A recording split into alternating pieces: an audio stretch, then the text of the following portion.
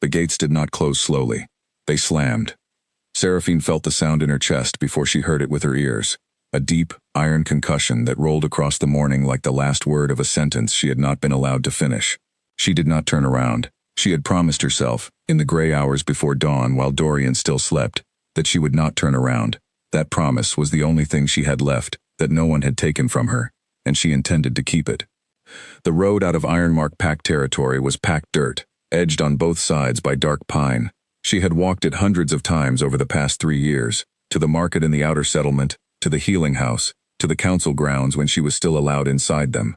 She knew every bend and dip and the way the light fell through the trees at different hours. She had never walked it carrying everything she owned. The pack mule behind her, a gray animal with a patient face and no opinion about her situation, moved without complaint. She appreciated this about the mule more than she could say.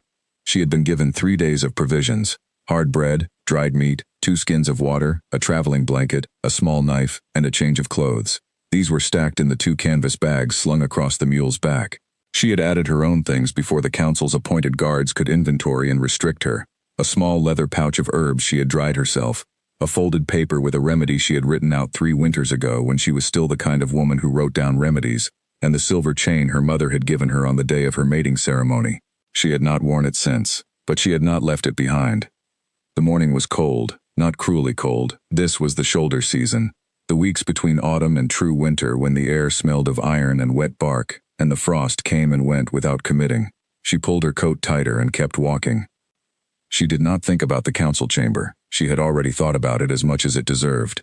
Elder Corvin had stood at the carved stone podium and read the decree in a voice that suggested he found the whole matter professionally distasteful, as though the distaste was for her benefit and not his own discomfort. He had used the phrase Barren Luna twice. The second time, she had heard one of the younger packwomen behind her draw a quick breath, not in outrage, she thought, but in the particular discomfort of watching someone be treated like a fact rather than a person. Seraphine had felt a remote, almost clinical calm. She had known for weeks what was coming. She had made her plans inside that calm. Dorian had stood 3 steps to Elder Corvin's left. She had looked at him twice, once at the beginning, and once at the moment the decree was read aloud.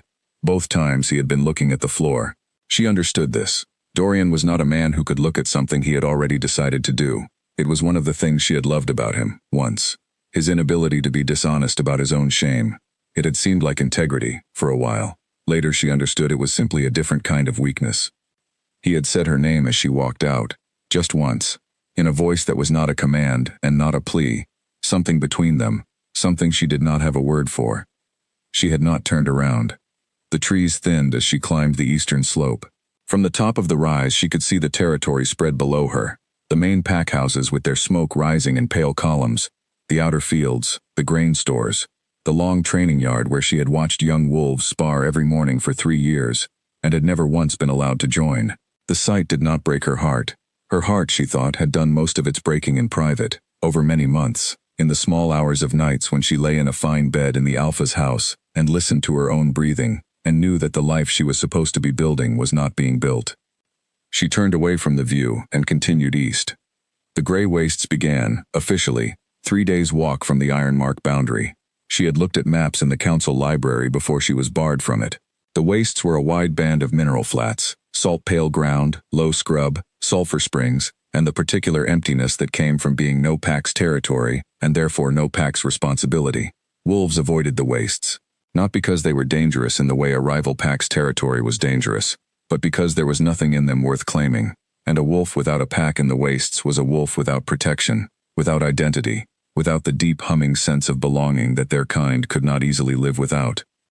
She had grown up in a border settlement. She understood the wastes differently than most Ironmark wolves did. The wastes were not a death sentence. They were simply a place where the usual rules did not apply, which was, under the current circumstances, not entirely unwelcome. She walked for most of the day without stopping. The mule was steady. The road became a path and then a track and then, by afternoon, a suggestion of direction through scrubland. She ate bread and dried meat when the sun was at its peak, standing rather than sitting because she did not want to stop moving and find out how tired she was. When the light began to fail, she made camp beside a cluster of large rocks that broke the wind from the northwest. She built a fire efficiently, without ceremony.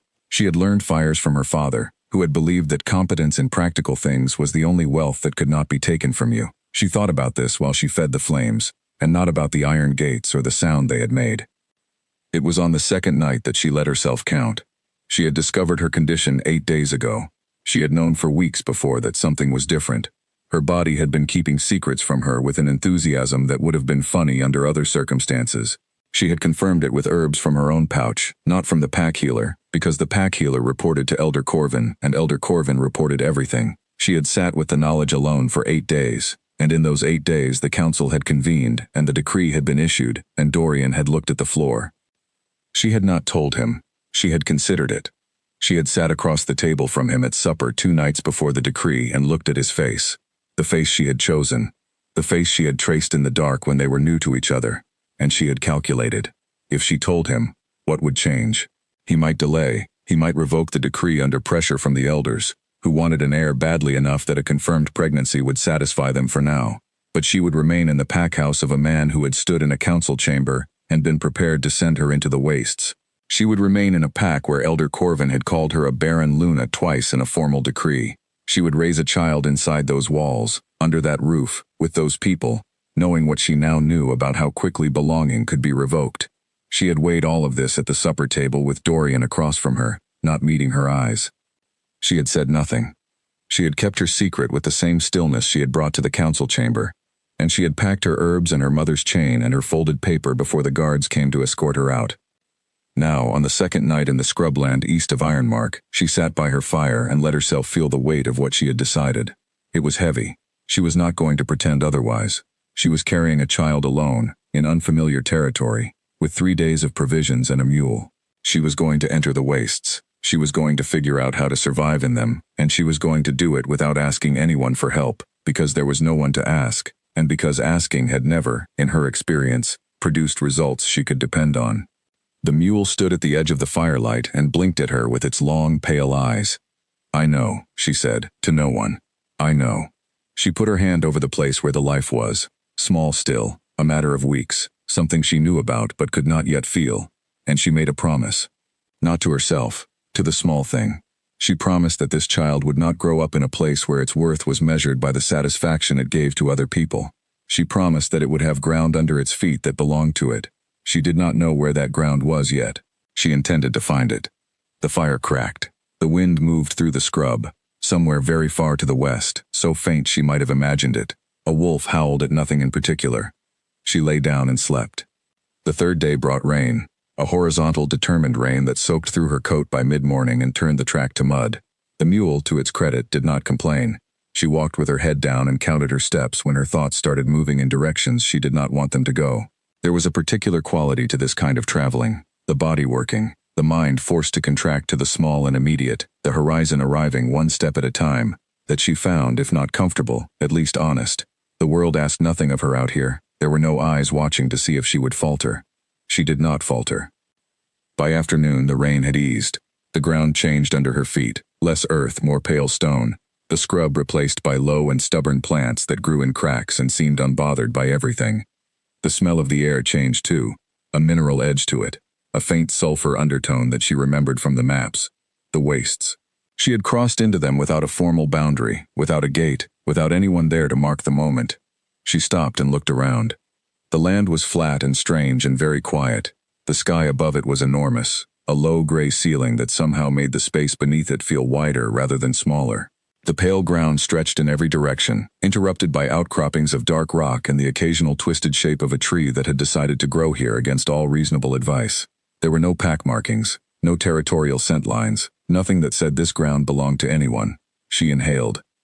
Her wolf, who had been very quiet for a very long time, folded in on herself like an animal in a too small space, not gone but pressed down by the accumulated weight of years of grief and trying and failing, and the particular exhaustion of pretending to be fine in front of people who needed her to be fine, lifted her head.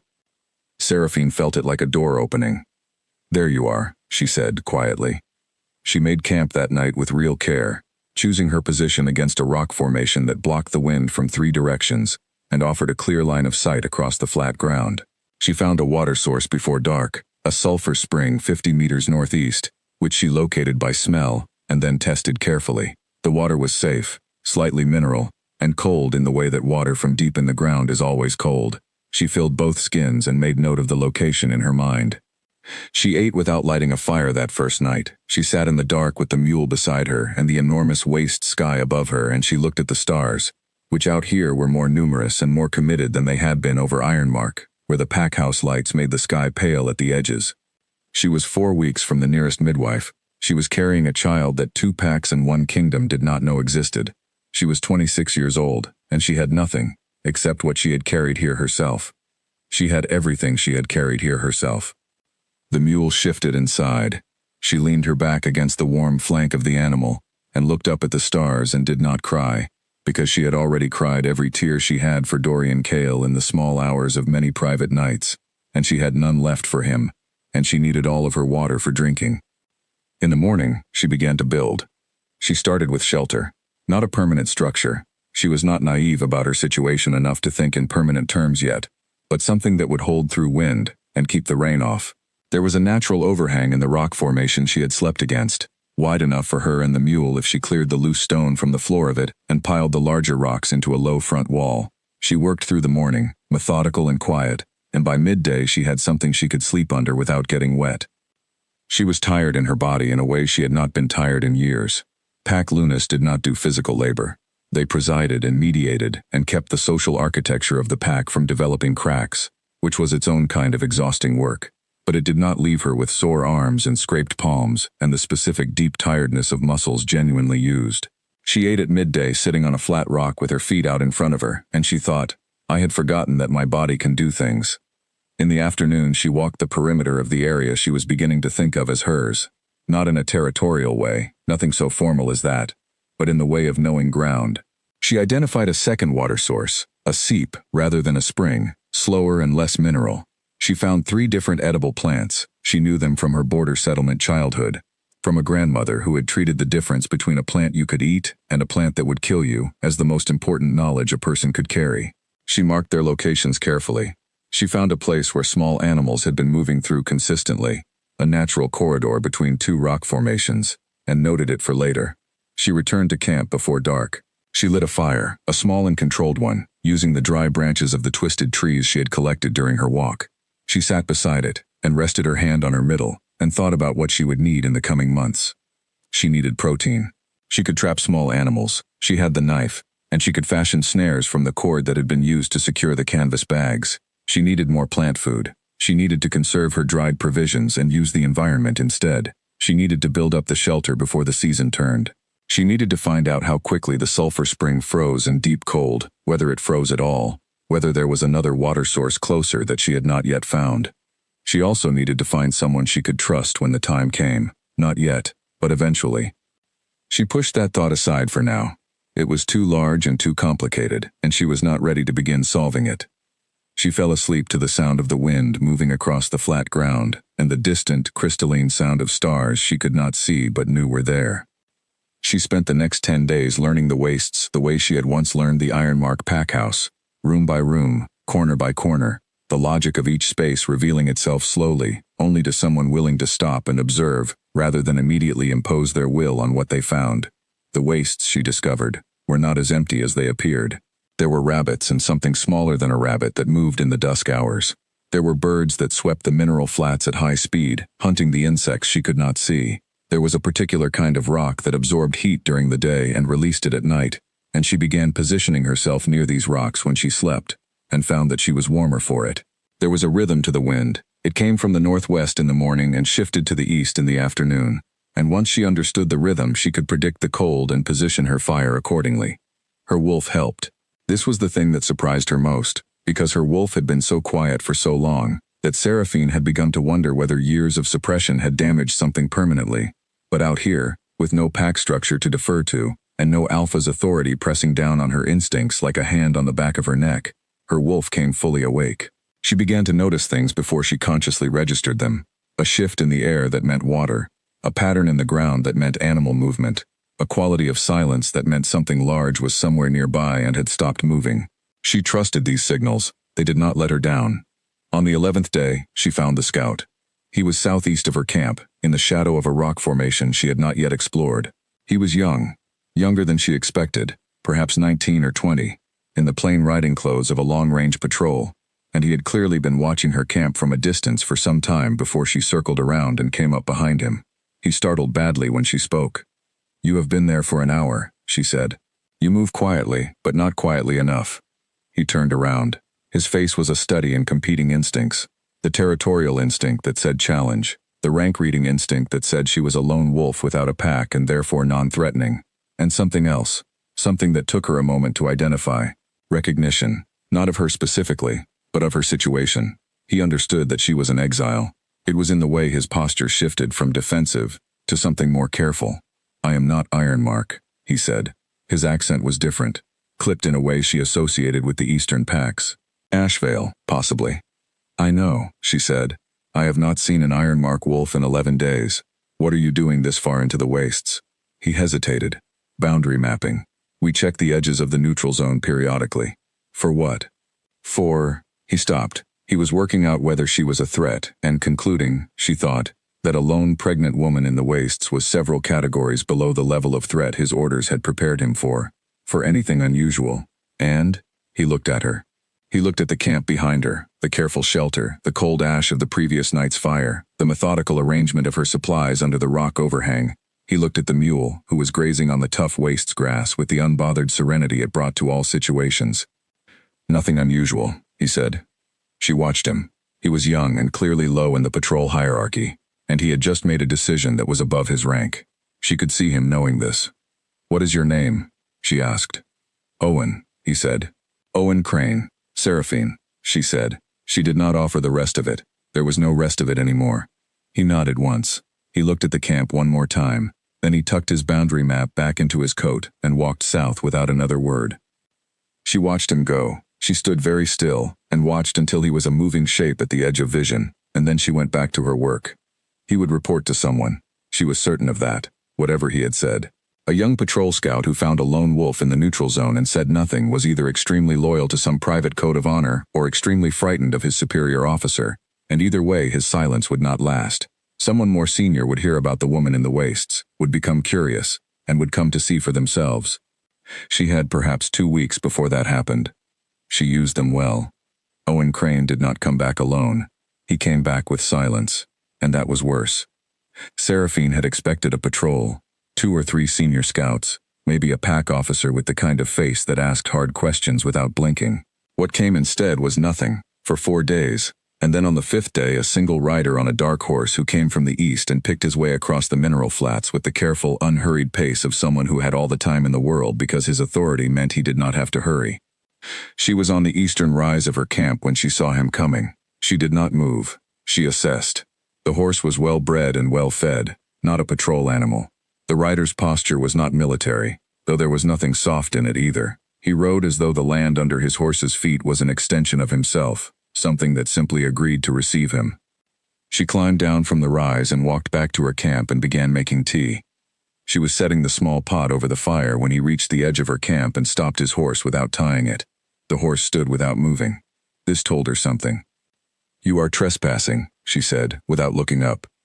"I am in the neutral zone," he said. "No one trespasses here." His voice was even, not deep in the theatrical way of men who knew they had authority and wanted you to hear it first. Simply even, like ground that had been walked on for a long time and had no interest in performing its own flatness. She looked up. She had prepared herself for this, whatever this was.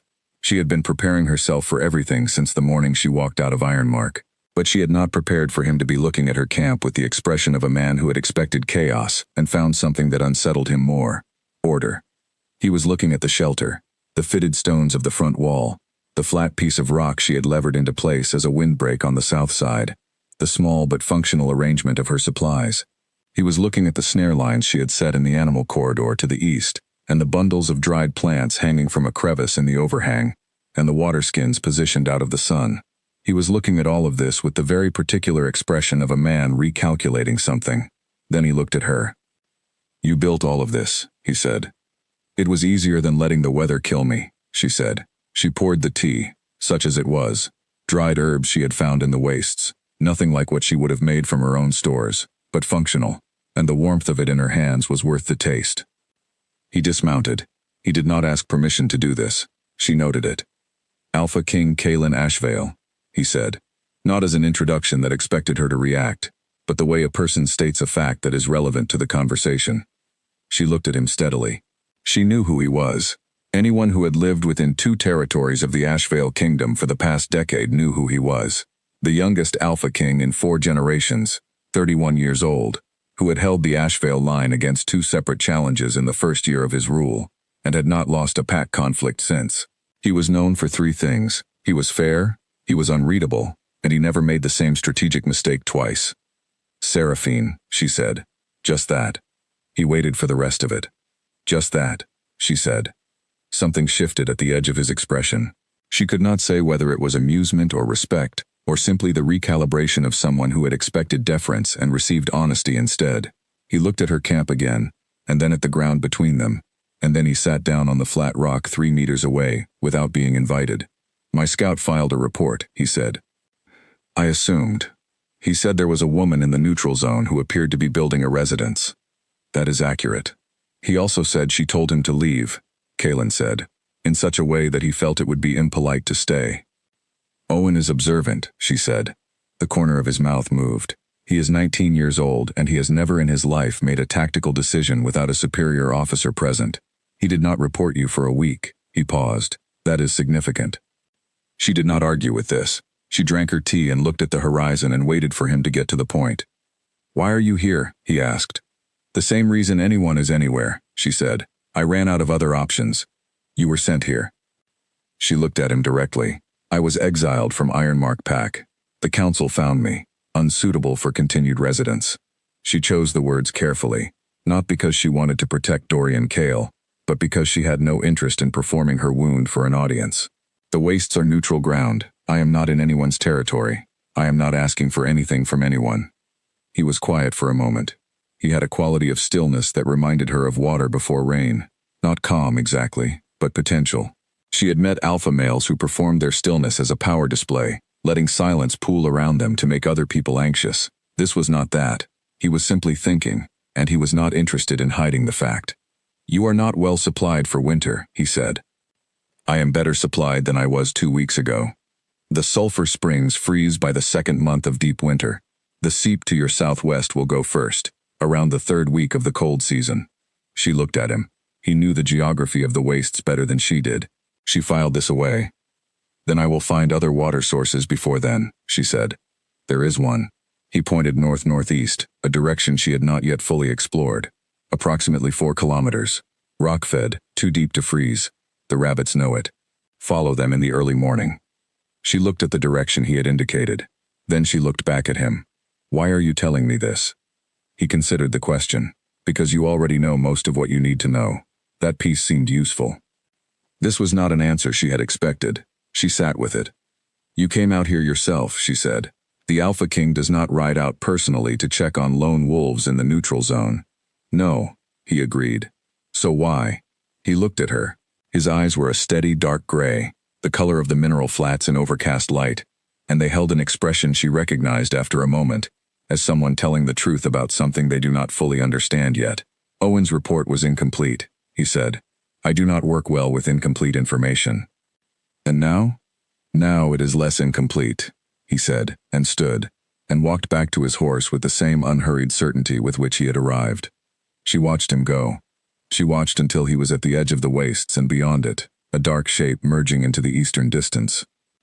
He had not offered to take her in. He had not offered anything, not shelter, not protection, not the formal hospitality that Ashvale was known for extending even to exiles who crossed their borders correctly. He had come, he had looked, he had told her about the water source, and he had left. She stood and thought about this for a long time. Then she walked north-northeast, and in the early morning light she found the water. He came back 3 days later. She was repairing the shelter roof when she heard the horse and straightened. He was alone again. He was carrying a canvas bag across his saddle bow that she recognized as a supply kit, the kind a long-range scout carried for weeks at a time. He set it on the flat rock and did not explain it. She looked at it. She looked at him. I did not ask for supplies, she said. You did not, he agreed. I am not a charity case.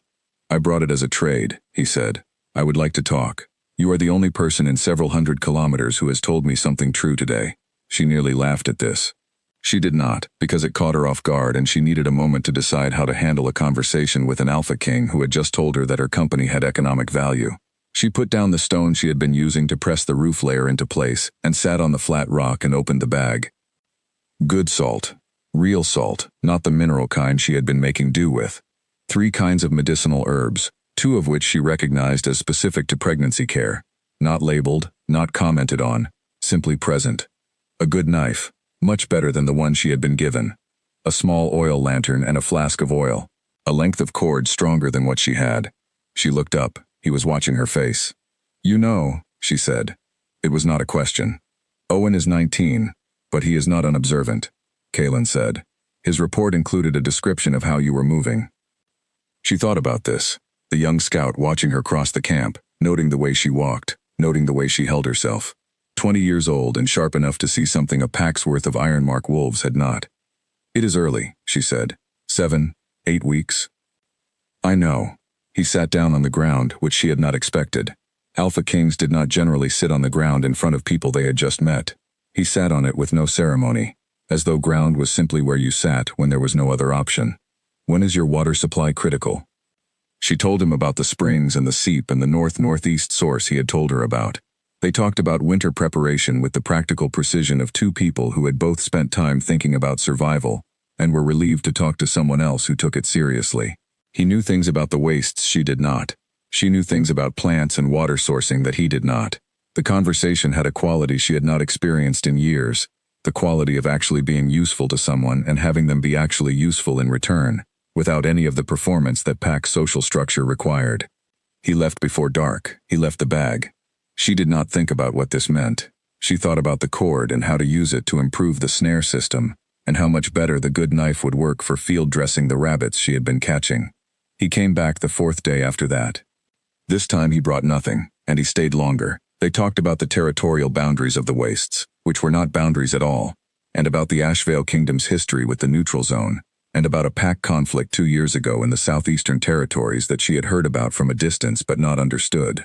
He explained it with the clear-eyed, slightly weary accuracy of someone who had been at the center of it, and had made decisions he was still carrying. She listened without offering comfort, because comfort was not what he was looking for, and she could tell that he did not have many people in his life who simply listened without offering comfort.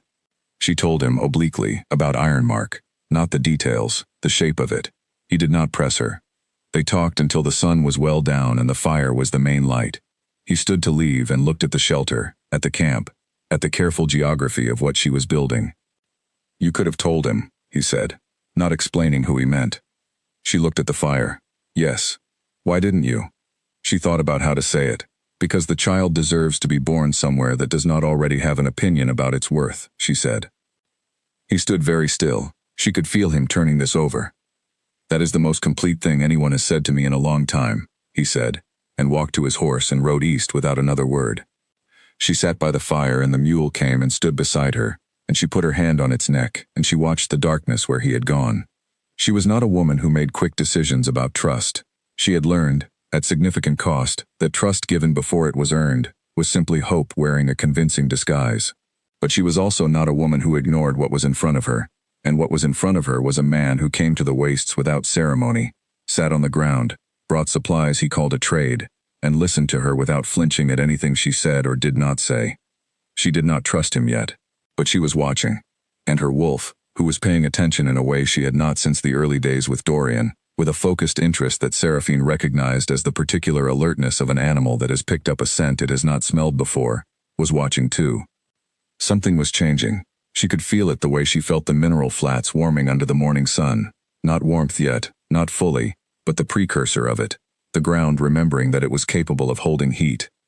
She went to sleep with the lantern burning low and the cord between her fingers as she planned the snare improvements, and for the first time in months, she slept through to morning without waking once. The weeks in the wastes did not soften. They sharpened. There was a quality to the flat, mineral land that forced precision. Everything she did had consequences she could trace directly. A snare set badly meant no meat. A fire built carelessly meant smoke that could be seen from distances she did not want to be seen from. A water skin not sealed properly meant thirst in the morning. There was no pack structure to absorb her mistakes, no system designed to catch people when they fell. She was the system. She caught herself. She had not known how much of her energy, in 3 years of being a pack Luna, had been spent managing other people's comfort. Not their well-being, that was real work, and she had cared about it. But their comfort. The constant, invisible labor of reading a room, of knowing which elder needed to be addressed first and which pack member's status anxiety would be triggered by the wrong seating arrangement, of performing certainty when she was not certain, of performing calm when she was not calm, of making Dorian look decisive in front of his council while quietly providing the analysis that made the decisions possible. She had not resented this, exactly. It was the work she had agreed to take on, but she had not fully understood how much of herself it had cost her, until there was no one in the wastes who needed managing, and she found that the energy it took to survive here, real survival, physical and practical, was less draining than 3 years of invisible labor had been. She thought about this on the days when Kalen did not come, which were most days. He came perhaps twice in every 10 days, sometimes less. His visits were never announced. She heard the horse and sometimes smelled him before that. His scent was specific in the way that all wolf kind were specific to each other, but she was careful not to follow that observation anywhere it did not need to go. He came. They talked. He left. This was the pattern. On his 5th visit he brought Owen Crane. The scout stood at the edge of camp with the expression of someone experiencing a situation that had moved far past the boundaries of his patrol training. Kalen had clearly not explained to the young man what they were doing here or why. Owen looked at the camp, at the king sitting on the ground with a cup of herbal tea, at Seraphine across the fire, and seemed to be deciding whether any of this was his responsibility to question. He decided it was not. "Owen is going to help you move the water storage," Kalen said to her, as though this had been agreed upon in advance. She looked at Kalen, she looked at Owen. She looked at the 5 large clay vessels she had spent 2 days locating in a rockfall a kilometer north, and had not yet worked out how to move without help, because they were heavy and the ground between here and camp was uneven. "He is," she said. "He has a second horse," Kalen said. Owen did have a second horse. She was not sure when this had been arranged or how, but the logistics of it were clearly already settled in Kalen's mind, which was apparently a place where logistics settled themselves before other people had finished identifying the problem. She showed Owen the vessels and the path back to camp, and watched him begin the work of loading them without complaint. Then she went back to the fire and sat down and looked at the man across from her. "That was not a trade," she said. "It was," he said. "I am buying goodwill." "Toward what end?" He looked at her steadily. "I do not know yet," he said, "but I would like to be well positioned when I find out." This was such a transparently honest non-answer that she had to look away to compose herself. She stared at the mineral flat to the east, which was catching the low afternoon light and turning a pale, unlikely gold. And she thought about a man who had enough power to simply announce things and have them arranged, choosing instead to sit on the ground and buy goodwill with hard labor and good salt. She thought about Dorian, who had never once sat on the ground with her and been simply present. She pulled that thought back quickly and firmly. It was not useful. Comparisons were not useful. Whatever this was, this careful, strange, twice-a-week presence on the flat ground, it was its own thing. She would treat it as its own thing. Owen moved the water vessels in 3 trips with both horses, setting them in the position she indicated without being asked to do it correctly. He was good with physical work in the way that young people who had spent their whole lives in pack training were good. Efficient, unself-conscious, willing. At the end of it, he accepted the cup of tea she handed him and drank it without making a face at the taste, which took more fortitude than he probably knew. She found herself thinking that he was going to become a genuinely capable person in 10 years, if someone gave him good guidance. Kalen left with Owen at dusk. At the edge of camp, he turned back once, not dramatically, just the natural turn of a person who thought of something at the last moment. "The deep cold is 6 weeks away," he said. "At most." She nodded. She knew. "If the north-northeast source behaves unexpectedly," he said, "send the mule east. Someone will see it and come." She looked at him for a long moment. "I will not need to send the mule," she said. "I know you will not," he said, "but I prefer the option to exist." He turned his horse and rode east, and Owen rode beside him, and she stood at the edge of her camp until they were gone, and then she stood there a little longer, looking at the dark ground and the cold sky, and the particular vastness of the neutral zone. She went inside her shelter. She sat on the wool blanket she had folded for a sleeping mat, and she put both hands over the slow, steady warmth of what was growing. She had started to feel movement now, not dramatically, not the way it was described in the books she had read in the Ironmark library, but a presence. A small, definite, completely indifferent to all politics presence. "You are going to be very inconvenient for everyone involved," she told it. She felt what she was almost certain was a small motion in response. She lay down and pulled the blanket over herself and stared at the stone ceiling of her shelter, which she had fitted so carefully that no wind came through, and she thought, 6 weeks to deep cold. She had the water vessels. She had the lantern oil. She had more food than she had needed 3 weeks ago because the snares had been consistently productive. She had medicinal herbs and a good knife and a length of strong cord. She had a water source that would not freeze. She had a man who came twice in 10 days and sat on the ground and was honest about what he did not know. She had a small, definite, completely indifferent to all politics presence that moved when she spoke to it. She closed her eyes. For the first time since the iron gates had closed behind her, she did not make a plan before she slept. She simply breathed and let the silence of the wastes hold her, and slept. Somewhere far to the east, in the palace that sat at the center of the Ashvale kingdom, a young patrol scout was filing a report that was somehow both complete and profoundly inadequate to describe what he had witnessed today. He was 19 years old and he had excellent instincts, and he wrote, at the end of his report, that in his assessment the woman in the neutral zone was not a liability or a concern. He paused for a long time with his pen above the paper. Then he wrote, "She is, in his opinion, the kind of person things happen around." He sealed the report and gave it to the duty officer, and went to the barracks and lay on his cot, and stared at the ceiling, and thought about the way she had moved around her camp, contained and deliberate and completely without apology, and about the look on the Alpha King's face when he did not think anyone was watching him, watching her. Owen Crane had excellent instincts. He closed his eyes and thought, something is starting. He was right. The child came 4 weeks before she expected it.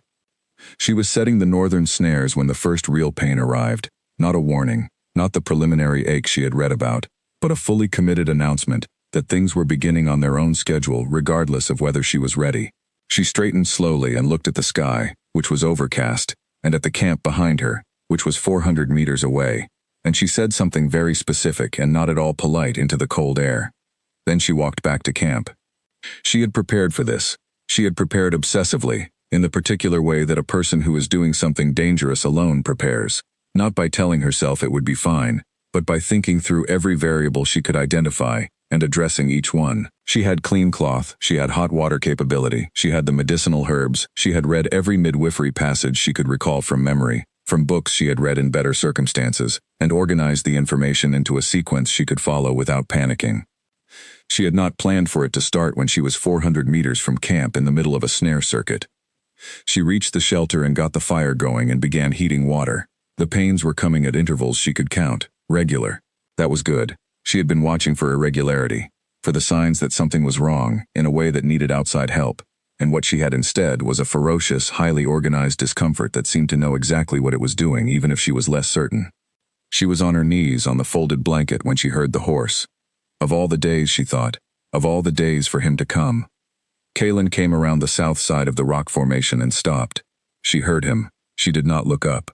She was focused on breathing, which had become the entirety of her available attention. She heard him dismount. She heard him come closer. She heard him stop. "Tell me what you need," he said. No alarm in his voice, none at all. She lifted her head and looked at him. His face was very steady. He was doing what she recognized as the particular stillness of a person who has locked down everything except function, who has decided that panic is not a tool and has set it aside. "Water," she said. "The pot is on the fire. When it boils, let it cool and bring it to me. There is cloth in the pack under the left side of the overhang. There is a folded paper, my writing. Bring me that too." He moved. He did not ask her if she was certain about the cloth or verify which pack or double-check the instructions. He moved, and he brought the cloth, and he brought the paper, and he brought the water when it was ready.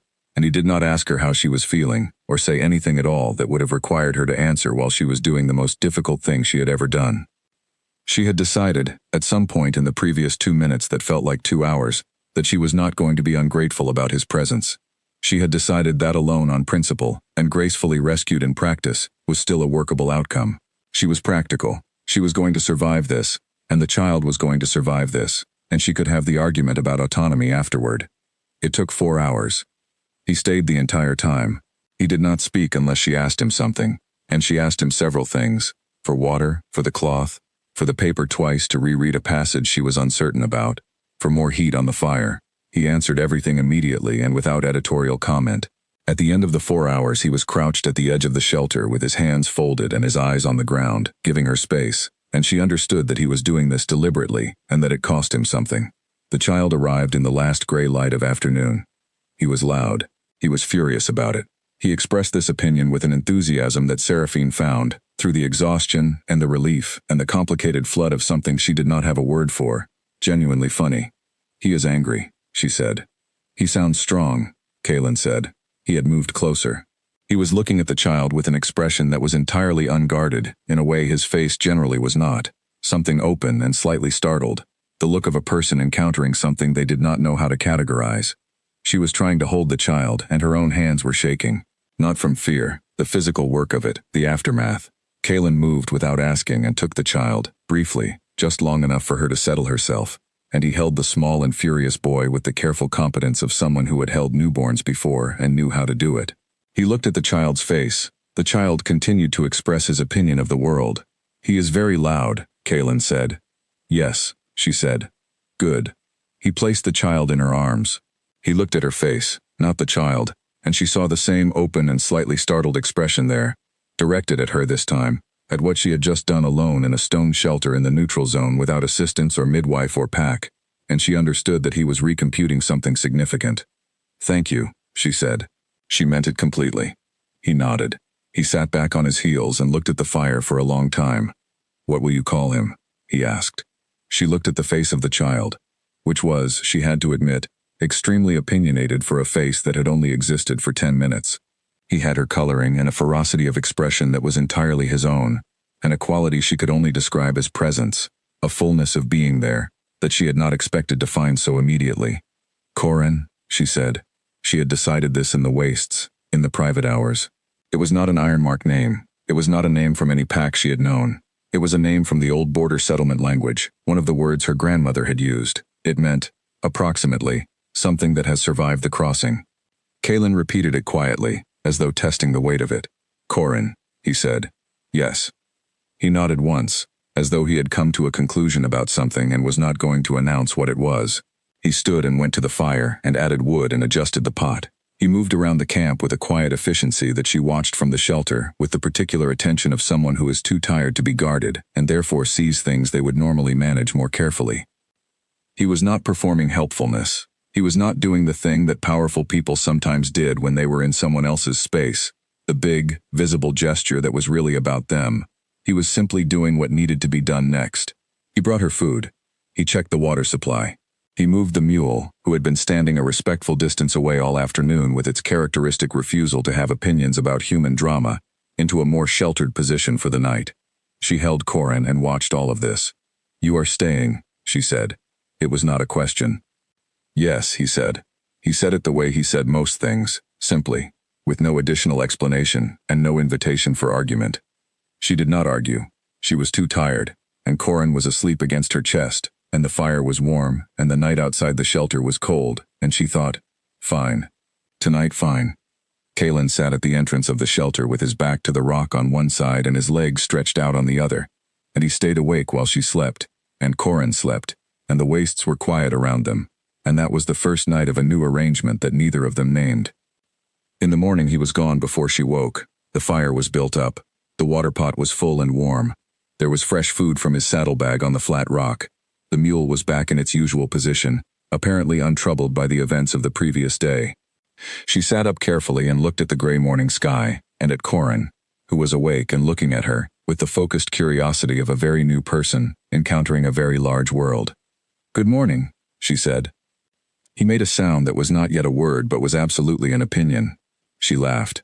She had not expected to laugh. It came out of her without warning, warm and real, and it filled the shelter and went out into the wastes, and she thought, "There is that." Kaelin came back 2 days later, then 3 days after that. His visits lengthened. He did not announce this change or explain it. He simply stayed longer, and then longer, and she did not ask him to leave. She was practical, and she was also honest with herself. And the honest truth was that Corin was a presence that reorganized everything. The camp, the schedule, the depth of sleep she could get, the amount of attention she had available for things that were not Corin. And having another capable pair of hands available on a reasonably regular basis was not a thing she was going to refuse on principle. She told herself this. She also noticed that the hour before Kaelin was likely to arrive had begun to have a particular quality to it, a slight alertness, and she watched this carefully in herself the way she watched the sulfur spring for signs of freezing, not alarmed, but attentive. Owen came with him twice more. The scout had graduated, apparently, to a level of familiarity with the situation that allowed him to hold Corin with the careful concentration of a young man trying very hard not to drop something important, and to talk to Seraphine about the Ashvale Eastern patrol routes, and to eat the dried meat and herb tea she offered, without the expression of a person eating something distasteful, which she considered a significant personal development from his first visit. On the evening of Owen's second visit, after he had ridden back ahead of Kaelin, who had stayed to check the north-northeast water source, she asked the question she had been not asking for several weeks. "What does your court think you are doing?" she said. He came back around the rock formation and sat down on the flat stone. He had a quality, she had come to notice, of sitting down in a way that committed him to remaining. He was not a man who perched. He sat as though the decision was made, and he was at peace with it. "They think I am conducting a territorial survey of the neutral zone," he said. "How long can that explanation hold?" He looked at the fire. "Another 2 weeks, perhaps 3. And after that?" He met her eyes. His were steady and gray and honest in the way she had come to understand, was not a performance but a habit, something he had built over years of being the kind of leader who knew that lying to the people around him was a longer-term problem than whatever he was trying to avoid in the short term. "After that I will need to tell them something closer to the truth," he said. "Which is?" He was quiet for a moment, not the silence of a man avoiding the question. The silence of a man who is choosing words with care. "That I found something in the neutral zone that I intend to protect," he said, "and that they can decide what to make of that." She looked at him for a long time. Corin was asleep in the shelter behind her. She could hear the small, steady sound of his breathing.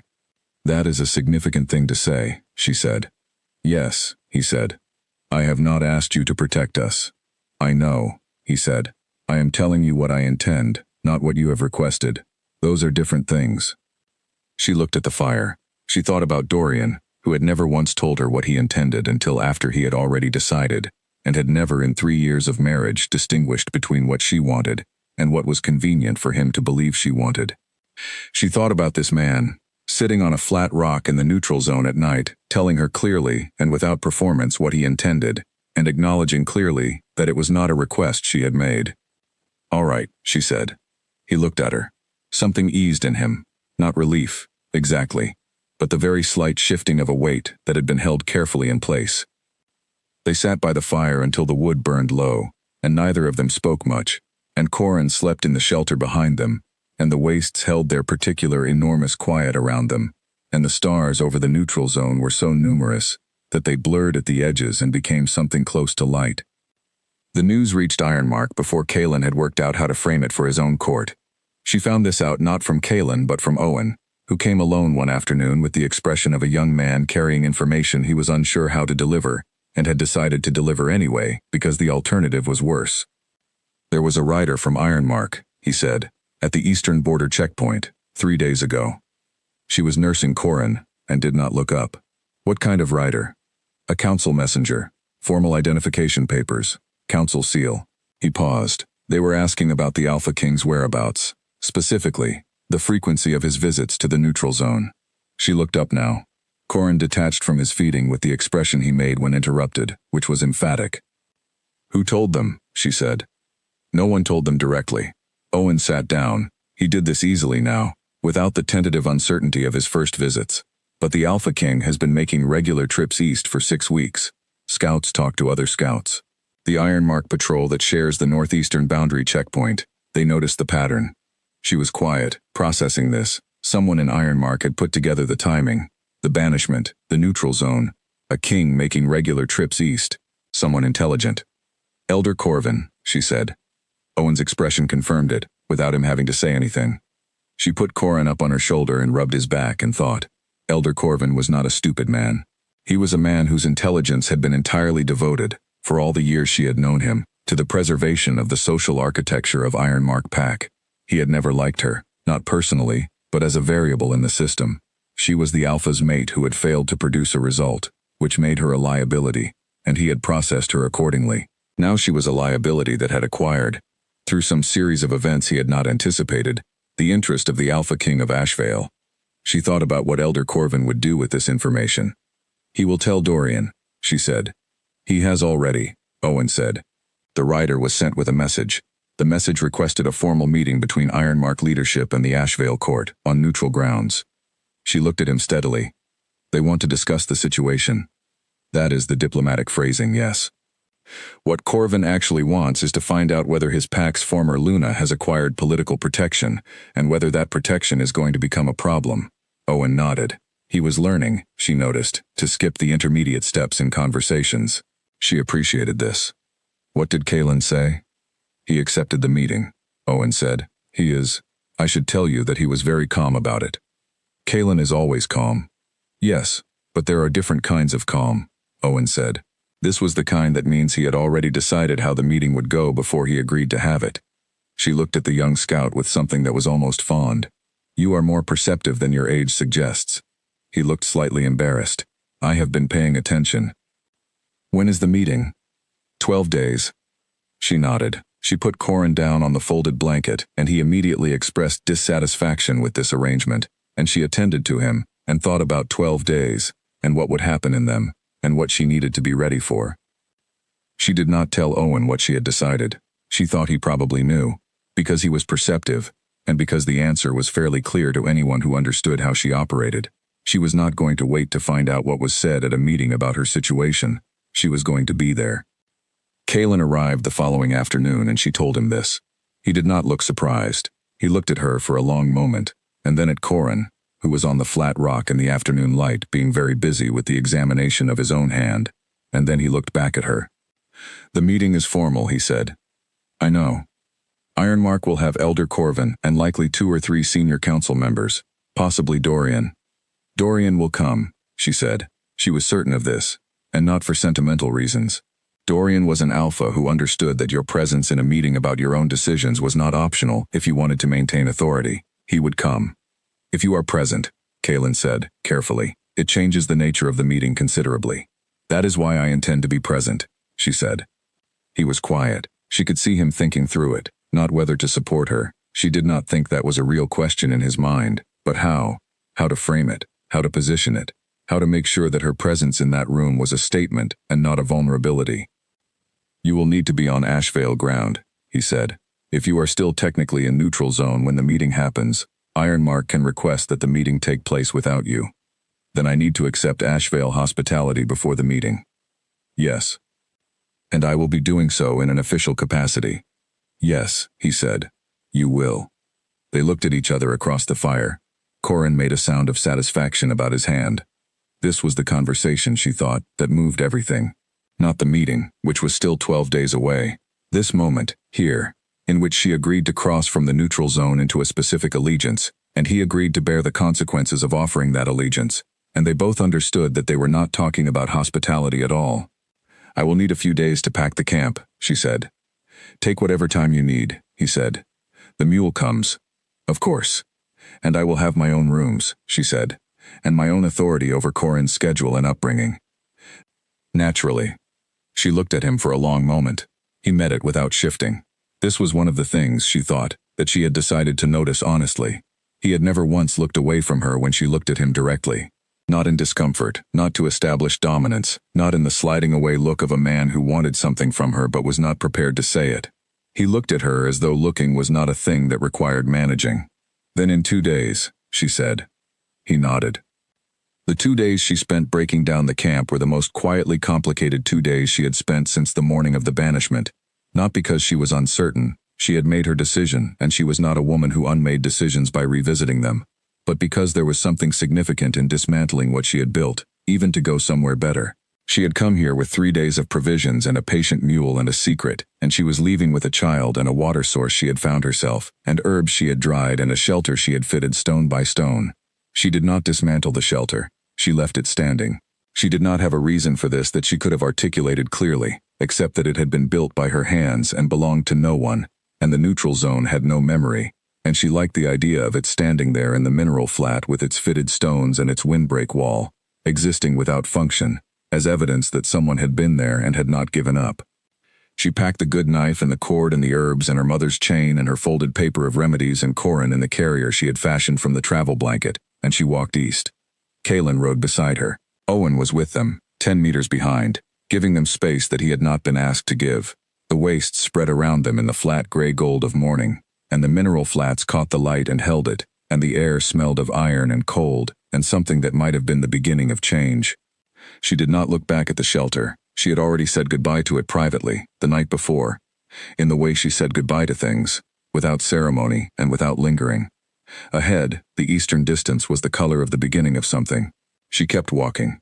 When they reached the Ashvale border, she stopped. The line was invisible in the ground, but she could feel it. The edge of the neutral zone. The beginning of a territory that had alpha and history and claim. On the other side of this line, she would be under Ashvale protection. She would be a guest with negotiated terms. She would be in a position to walk into a room in 12 days and look Dorian Kale and Elder Corvin in the eye, and be something other than a woman they had sent away. She stepped over the line. Corin was awake against her chest, looking at the sky with the alert, exploratory gaze of a child who had already decided that the world was interesting. "I know," she told him softly. "I see it too." She walked east into the morning, and the Ashvale kingdom received her, and the mule came behind her without being asked, and that was that. The Ashvale palace was nothing like what she had expected, which told her something about what she had expected. She had spent 3 years in the Ironmark Alpha House, a large, well-built structure that announced its own importance in every detail, from the carved stone entry pillars to the formal dining hall that seated 60, and was used for 40 people, feeling very aware of the remaining 20 empty chairs. Architecture, she had learned in that house, could be a form of insecurity. The bigger the display, the more the building needed you to be impressed. The Ashvale Palace was not trying to impress anyone. It was built to work. Large, certainly. The eastern wing alone was longer than the entire Ironmark Alpha House, but the corridors were practical widths, and the stone was local, and the windows were positioned for light rather than appearance. The stables she passed were immaculate and well organized. The courtyard had a sparring circle that showed actual use, not display maintenance. The people moving through the space moved with purpose. There was no one standing around performing visibility. She noticed all of this on the way to the East Wing because she was a woman who noticed things, and because her wolf was mapping the territory rapidly, cataloging exits and sight lines and the location of people with authority, and she let her wolf do this without interference. It was useful information. Her rooms were on the 3rd level of the East Wing, facing south.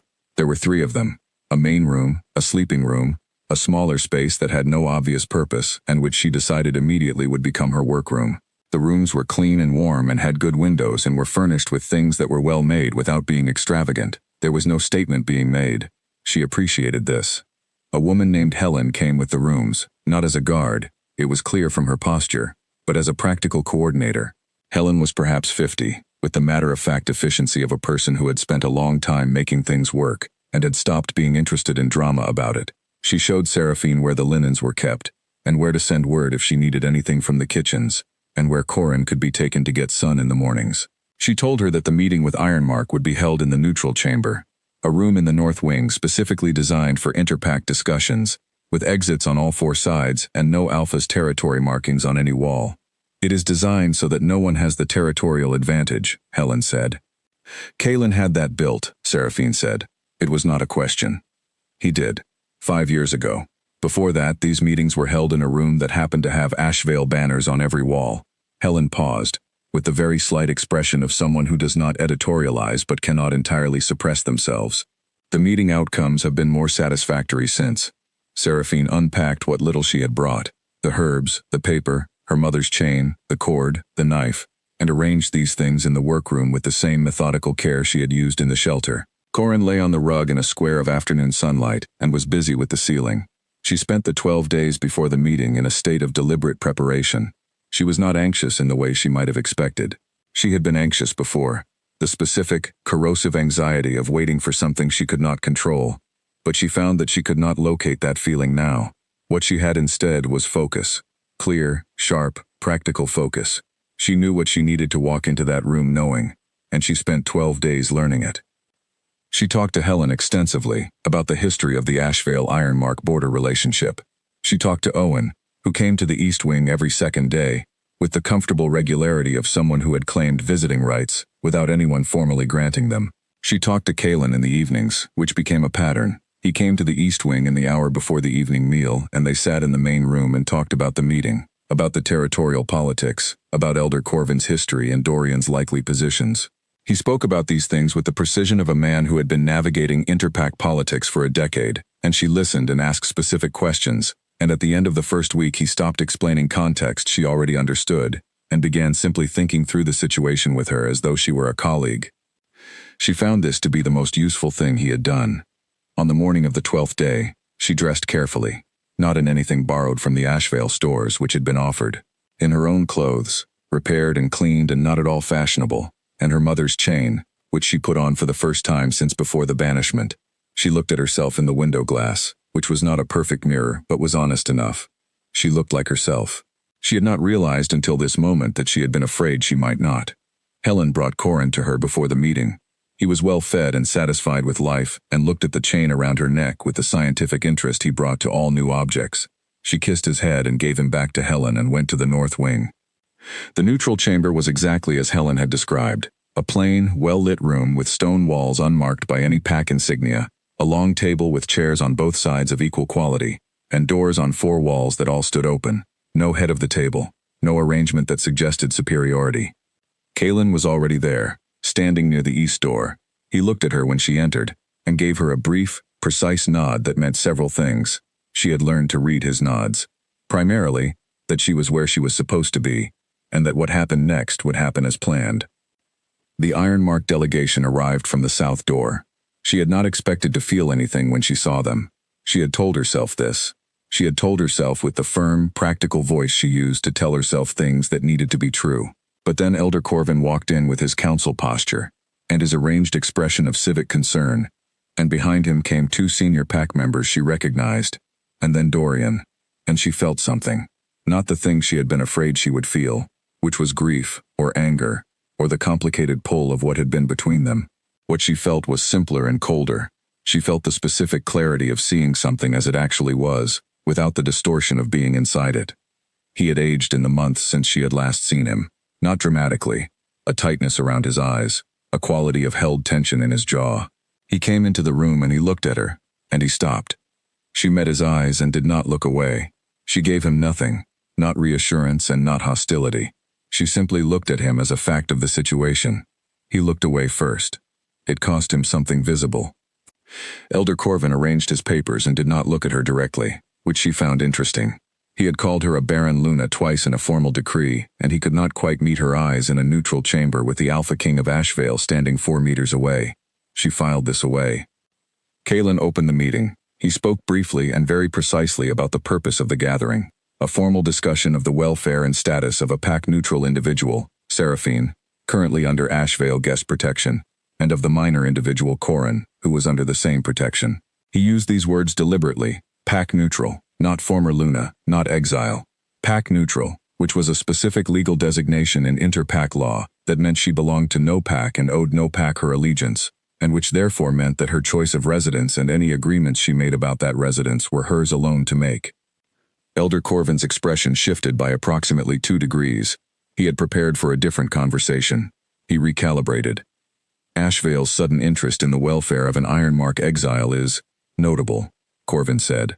His voice was the same as she remembered, professionally distasteful. She is no longer an Ironmark exile, Kalen said. She is pack neutral. The designation expired when she crossed into the neutral zone and began residence there under her own authority. Ironmark has no claim over her movement or her choices. The child, Corvin began, is also pack neutral, Kalen said. Born in the neutral zone, registered under no pack, currently under Ashvale guest protection alongside his mother. There was a pause. She watched Corvin absorb this. She watched him work through the legal implications and realized that the meeting he had planned, which had, she was fairly certain, been intended to clarify whether she was a diplomatic liability and whether Ashvale was going to be a problem, had already been answered in the opening 2 minutes. She was not a liability. She was a guest. The Alpha King of Ashvale had arranged the legal ground under this conversation before anyone else sat down. She looked at Kalen briefly. He did not look back at her. He was watching Corvin with the patient, pleasant attention of a man who had expected exactly this and had time to spare. Dorian spoke for the first time. I would like to speak to Seraphine, he said. Privately. The room moved into a different register. Corvin looked at Dorian with the expression of a senior official whose principal has just improvised. Kaelin looked at her. This was, she understood, his way of asking. Not what she should do, but what she wanted to do. He was not going to make this decision. That is her decision to make, Kaelin said. He looked at her directly. She thought about it, not for long. She had thought about it for 12 days, in the way she thought about things she might need to be ready for. She had made her decision already. Yes, she said. They were given the neutral chamber to themselves, which meant Corvin and the council members went into the corridor through the west door, and Kaelin went through the east, and she and Dorian stood in the plain, well-lit room with the long table between them, and no one else present. He did not sit. She did not either. He looked at her for a long moment. She let him look. She thought he was seeing the same thing she had seen in the window glass that morning, the face of someone who had been through something and had come through it, and was looking back at him from the other side. The child, he said. He stopped. Corin, she said. He nodded. He was doing the calculation, she could see it. He was working through timing, working through what he had believed, and what he now understood he should have investigated more carefully. He is mine, he said. It was not a question or a demand, it was a man saying a thing he was fairly certain of and waiting to find out what it meant. Yes, she said, I knew before the council met. I did not tell you. He absorbed this. She watched him feel several things in quick succession. She knew his face well enough to read it, even now. The particular flicker of pain that was his version of understanding the shape of what he had lost. Why? He asked. She looked at him steadily. Because a child conceived in what we had become, brought before the council as evidence, raised inside walls where I had been called a barren Luna in a formal decree. That is not the beginning I was going to give him, she said. He deserved better than to be a piece of leverage. Dorian was quiet for a long moment. He put his hands flat on the table, not in aggression, she thought, but in the way of a man who needed to steady himself. I am sorry, he said. She had expected this. She had told herself to expect it and to receive it calmly, and she did receive it calmly, though underneath the calm was something that was not entirely resolved, and she suspected never entirely would be. That was honest. She was not going to pretend to a forgiveness she had not fully arrived at. I know, she said. Is there anything? He stopped. He started again. What do you need from me? What can I do? She looked at him. She thought about this question, which was the most genuine thing he had asked her in the last year of their marriage. What she needed from him was nothing she could name and nothing he could give her. What she needed she had already found herself, in the wastes, in the sulfur spring in the mineral flat, and the child who was currently examining a ceiling in the east wing. Nothing, she said. Go home, Dorian. Run your pack. Be fair to the next person you share your life with. He looked at her for a long moment. Something in his face shifted and did not come back to where it had been. Can I see him? He asked. His voice was very careful. She was quiet for a moment that lasted several seconds and felt longer. Corin has a name and a home, she said. He does not need anything confirmed, not today. She said it gently. She said it in the same tone she would have used if he had asked her something she needed to decline for practical reasons. Not to wound him, not to punish, just to tell him clearly how things were. He nodded. He looked at the table for a moment. Then he straightened and looked at her one more time, the look of a man saying goodbye to something he should not have let go of. He walked out through the south door. She stood in the neutral chamber alone for several minutes. The 4 doors stood open. No pack markings on any wall, no seat at the head of the table. The light came in through the north window and fell across the stone floor in a long, even band. She thought, all right, that is done. She walked out through the east door and went to find Corin. He was in the courtyard with Helen, in the square of afternoon light, examining a piece of stone with the systematic interest he brought to everything. He looked up when she came and made the sound that was beginning to trend toward something like her name. Not there yet, but trending. She sat on the ground beside him and picked up the piece of stone and turned it over, and showed him the other side. He studied it very seriously. Kaelin came to the east wing that evening, as he had every evening. He came in and sat down in the chair he had been using for 12 days, and she sat across from him, and Corin was asleep in the next room. It went as expected, she said. Yes, he said. Corvin will file a diplomatic notice. He already has. My court secretary received it an hour ago. He said this without any particular color in his voice. It questions the propriety of my extended presence in the neutral zone, and requests that Ashvale clarify the nature of its interest in a pack-neutral individual. She looked at him. What will you tell them? He was quiet for a moment. The fire in the main room caught the angles of his face. She had stopped, sometime in the past weeks, actively noticing that he was what he was to look at. She had just been in the habit of practical company for long enough that the fact of him had become familiar rather than startling. The truth, he said, that I intend to extend formal, permanent protection to Seraphine and to Corin, under Ashvale law, and that anyone who wishes to make a diplomatic issue of this is welcome to bring it to a formal hearing. She looked at him. Permanent, she said. Yes. You are certain. I am, he said. He said it the way he said most things. Once, clearly, without decoration. She was quiet for a while. The fire settled. From the sleeping room she could hear the small, steady sound of Corin breathing. I am going to need time, she said.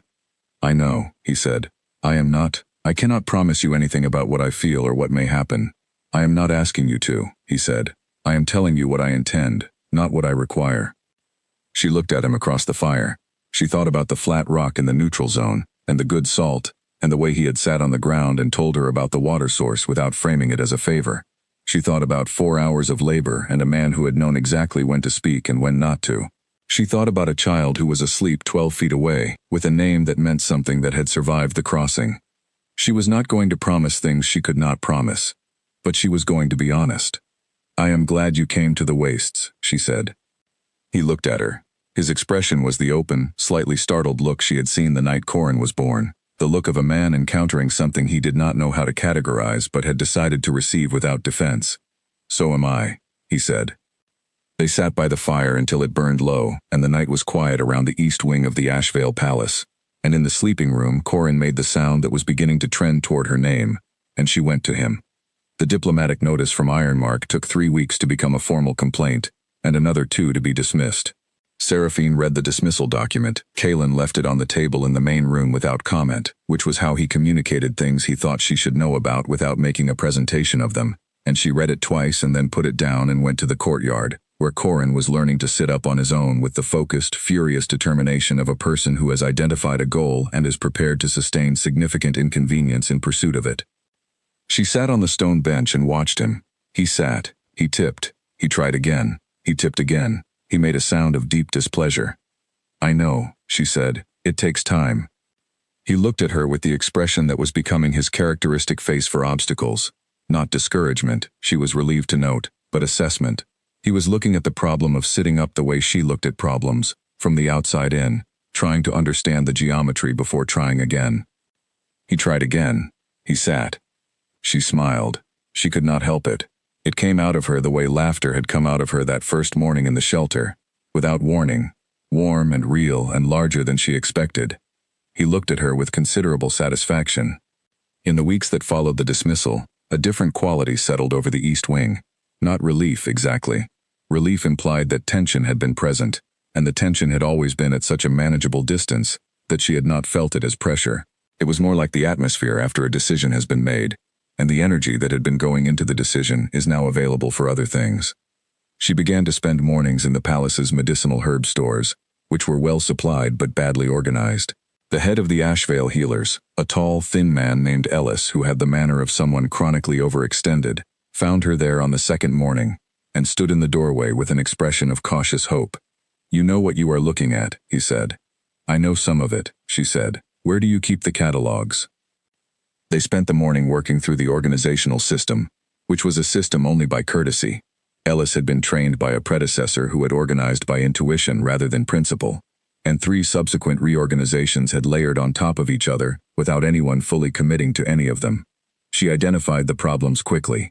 She began, with Ellis's permission, to rebuild the system from the ground up. This took 6 weeks. She found, in those 6 weeks, that she was genuinely happy in the way that she had forgotten happiness could feel. Not elevated or dramatic, but a steady, available warmth that she could access at ordinary moments. She was working on something real. She was doing it well. The work was respected and the respect was practical rather than ceremonial. Ellis deferred to her on questions of organization. She deferred to him on questions of treatment, and they argued productively about the borderline cases where their expertise overlapped. Corin, meanwhile, learned to pull himself to standing and then became extremely interested in edges. The edges of tables, the edges of benches, the edges of Owen's boot whenever Owen sat still long enough. which Owen began to do with increasing frequency, because it became clear that being used as a piece of standing furniture was something Corin found extremely pleasing, and Owen was constitutionally incapable of denying Corin things he found pleasing. Owen had become a fixture of the East Wing in the way of a person who had assigned himself a role and intended to fill it properly. He visited every second day. He helped carry things and hold Corin and report accurately on PAC political developments in a way that was actually useful. He had also, she noticed, begun to bring his own paperwork occasionally, sitting in the corner of the main room and doing his patrol reports with the quiet ease of someone who has decided that a space belongs to him by right of consistent presence. She found this endearing. She told him so. He turned the color of the inside of a plum and said something about administrative efficiency, and she let him have it. Kalen came in the evenings. This was the pattern. He came after the day's council work was done, the way a person comes home. She noticed this word forming in her mind, home, and she examined it the way she examined things she was uncertain about, turning it over in the light, checking its weight and integrity. She thought about the shelter in the neutral zone, and how she had not dismantled it. She thought about what it meant to leave something standing in a place after you had moved past it. Home was not a building. She understood this in the way that people understand things that took them a long time, and some considerable effort to arrive at. It was an arrangement of people and consistency, and the freedom to be specifically yourself within it. She was beginning to think she had found one. They did not talk about this directly. They talked around it in the way of two people who are both precise with language and both understand that some things are better built gradually than announced. He told her about his day, not in the way of a man performing openness, but the way she had discovered was simply how he worked. He thought out loud in company. The council sessions, the territorial disputes, the supply negotiations, the 1,000 moving parts of running a kingdom. He unpacked these with her in the evenings, and she listened and asked specific questions, and occasionally said things that were useful, and he received the useful things without making a performance of it. She told him about Ellis and the herb catalogs. She told him about Corin's new relationship with vertical surfaces. She told him one evening in the 3rd month about her grandmother and the border settlement language and what Corin's name meant. He was quiet for a moment after she told him. Something that has survived the crossing, he said. Yes. He looked at the sleeping room door. He will, he said. It was not a prediction but a fact, stated by a man who had decided it was one. She looked at him and thought about everything that had happened between the iron gates slamming and this moment, and she thought, yes, he will. The news from Ironmark arrived in the 6th month, a rider from the eastern checkpoint, not a formal messenger this time, but an Ashvale scout returning with border reports, mentioned it in passing, as a piece of general interpack information. Dorian Kale had taken a new mate, a woman from the northern settlements, a council member's daughter, well regarded. The formal ceremony had been simple, and the pack appeared to be settling. Kalen told her this in the evening. She sat with it for a moment. She looked at the fire, she looked at Corin, who was on the rug between them and had fallen asleep mid-reach for a piece of cord he had been investigating. His hand still stretched toward it with the absolute commitment of someone who has simply run out of consciousness mid-task. She felt, looking at this, what she had told Dorian she would not promise to feel on any particular timeline. She felt, if not the complete resolution of everything that had happened, then the particular settling of something that has been weighing on a part of you that you had stopped actively noticing because it was simply there, and now is not. She wished him well. She did not say this out loud. She said it privately, in the part of herself that was capable of being fair about things that had hurt her. She wished Dorian Kale a quieter life and a kinder version of himself, and she meant it, and she put it down. I hope it goes well for him, she said. Kalen looked at her. He was checking, she thought. Not whether she was performing, but whether she was all right. He had a way of doing this that was not intrusive, just a slight quality of attention. Yes, he said. And then, are you all right? Yes, she said. And then, because she had committed somewhere in the past months to being honest about these things, it is strange. Mostly I feel nothing. A small amount of something that is not quite grief and not quite relief. And then I look at him. She gestured at Corin, asleep on the rug. And the something goes away. He nodded. He looked at Corin too. He has your coloring, Kalen said, and your way of approaching things. He picks them up and turns them over before he tries them. She looked at him. You have been watching. Obviously, he said, and she laughed, and the laugh filled the room. The spring following brought new growth and new work, and the steady, layered accumulation of a life being built properly rather than performed. The herb stores were fully cataloged and running efficiently. Ellis had begun introducing her, somewhat shyly, as his colleague rather than the Alpha King's guest, and she had received this introduction with the absence of comment it deserved. She had begun a written record of plant uses specific to the wastes, information she had gathered herself that was not documented anywhere, and Ellis had read the first sections with wide eyes and immediately requested permission to add it to the healer's archive. Corin walked. He did this on a warm morning in the second week of spring, crossing the main room in a sequence of determined, slightly appalled strides, ending by grabbing Kaelin's leg because it was the closest available vertical surface. He looked up at Kaelin with the expression he made when he had succeeded at something he had been working on for a long time. Kaelin looked down at him. His expression was the open, unguarded thing she had seen on the night of the birth, and in the months since she had come to understand that this was not a performance and not a policy. It was simply how he looked at Corin. The same way he looked at her when he thought she was occupied elsewhere, with a kind of direct, uncomplicated attention that did not require anything from its object. She was watching from across the room. He knew she was watching. He did not adjust. Owen, who was in the corner with his paperwork, said, "Excellent," with the tone of a man who had been tracking this development and was gratified by the outcome. Corin let go of Kaelin's leg and turned and regarded Owen with the expression he used for problems that were worth solving, then began the journey across the room toward him. That evening, after Corin was asleep, she came back to the main room. Kaelin was still there. He was reading, which he did in the evenings sometimes when the conversation had reached a natural pause and neither of them felt the need to fill it. She sat down. She looked at the fire for a moment. "I need to tell you something," she said. He put down the book and looked at her. She had been thinking about how to say this for several weeks, not whether to say it. She had decided to say it in the direct, unhurried way she decided most things. Just how? She had tried several approaches and discarded them all, because they were either too small for what she was trying to say or too large, and she had finally arrived at the simplest version, which was the one she used. "I am not afraid anymore," she said. "Of this, of what this is becoming, I thought you should know." He was very still. He looked at her the way he looked at her when she said something that mattered, with the full, uncomplicated attention of a man who was actually listening. "I am glad," he said, and then, "I have not been afraid of it since the wastes." He said this simply, without pressure, not as a claim on her, just as information he was offering in return. She looked at him. She thought about the flat rock and the mineral ground and a man who sat on the earth without ceremony and told her about water sources and said he was buying goodwill without knowing toward what end. "I know," she said. He reached across and put his hand over hers on the arm of the chair. Not urgently, just placed it there. She turned her hand over. They sat like that while the fire settled, and neither of them spoke. And the silence was the kind she had described to him months ago, the kind that did not wait for something to fill it. Corin found his word for her name the following morning.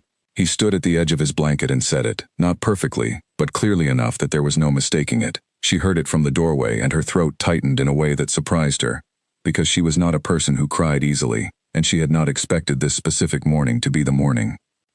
She went to him and picked him up, and he patted her face with his small hand in the way he did when she was too close to his level of vision and was therefore interesting in a different way than usual. "Yes," she told him, "that is me." He said it again, satisfied, and pointed at the window. She carried him to the window and showed him the courtyard, where Owen was crossing the stone with his usual purposeful stride, and the mule.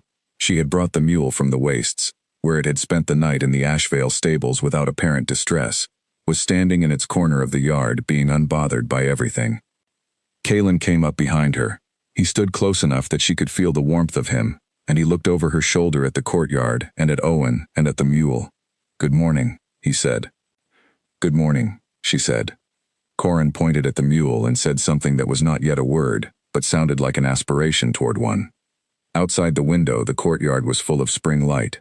The stones were pale and the air had the particular freshness of a season that had just arrived and was still deciding what it intended to be. In the far corner, the mule stood with its characteristic patience and blinked at the morning.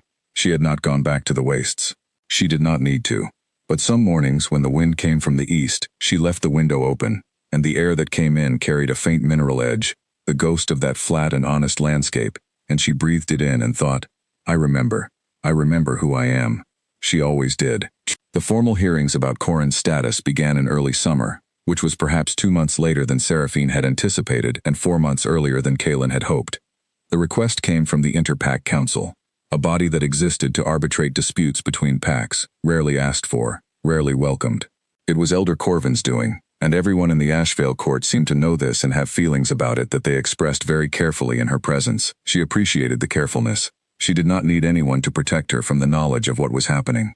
What was happening was that a man who had built his career on the maintenance of a particular social order could not tolerate the existence of evidence that the order had failed. Corrin, alive, named, protected, doing very well, thank you, was that evidence.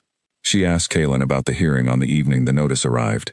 He was, as she had expected, already through the legal framework of it. The Interpack Council can request an assessment of any minor individual whose pack status is contested, he said. The assessment is informational only. It does not compel any outcome. But it creates a public record, she said. Yes. And Corvin's goal is to have the public record reflect that Corrin was fathered by Dorian Cale of Ironmark, which creates a claim. A theoretical claim, Kaelin said. Under Interpack law, a pack-neutral minor cannot be claimed by a pack against the stated preference of the custodial parent. But yes, he wants the record to exist.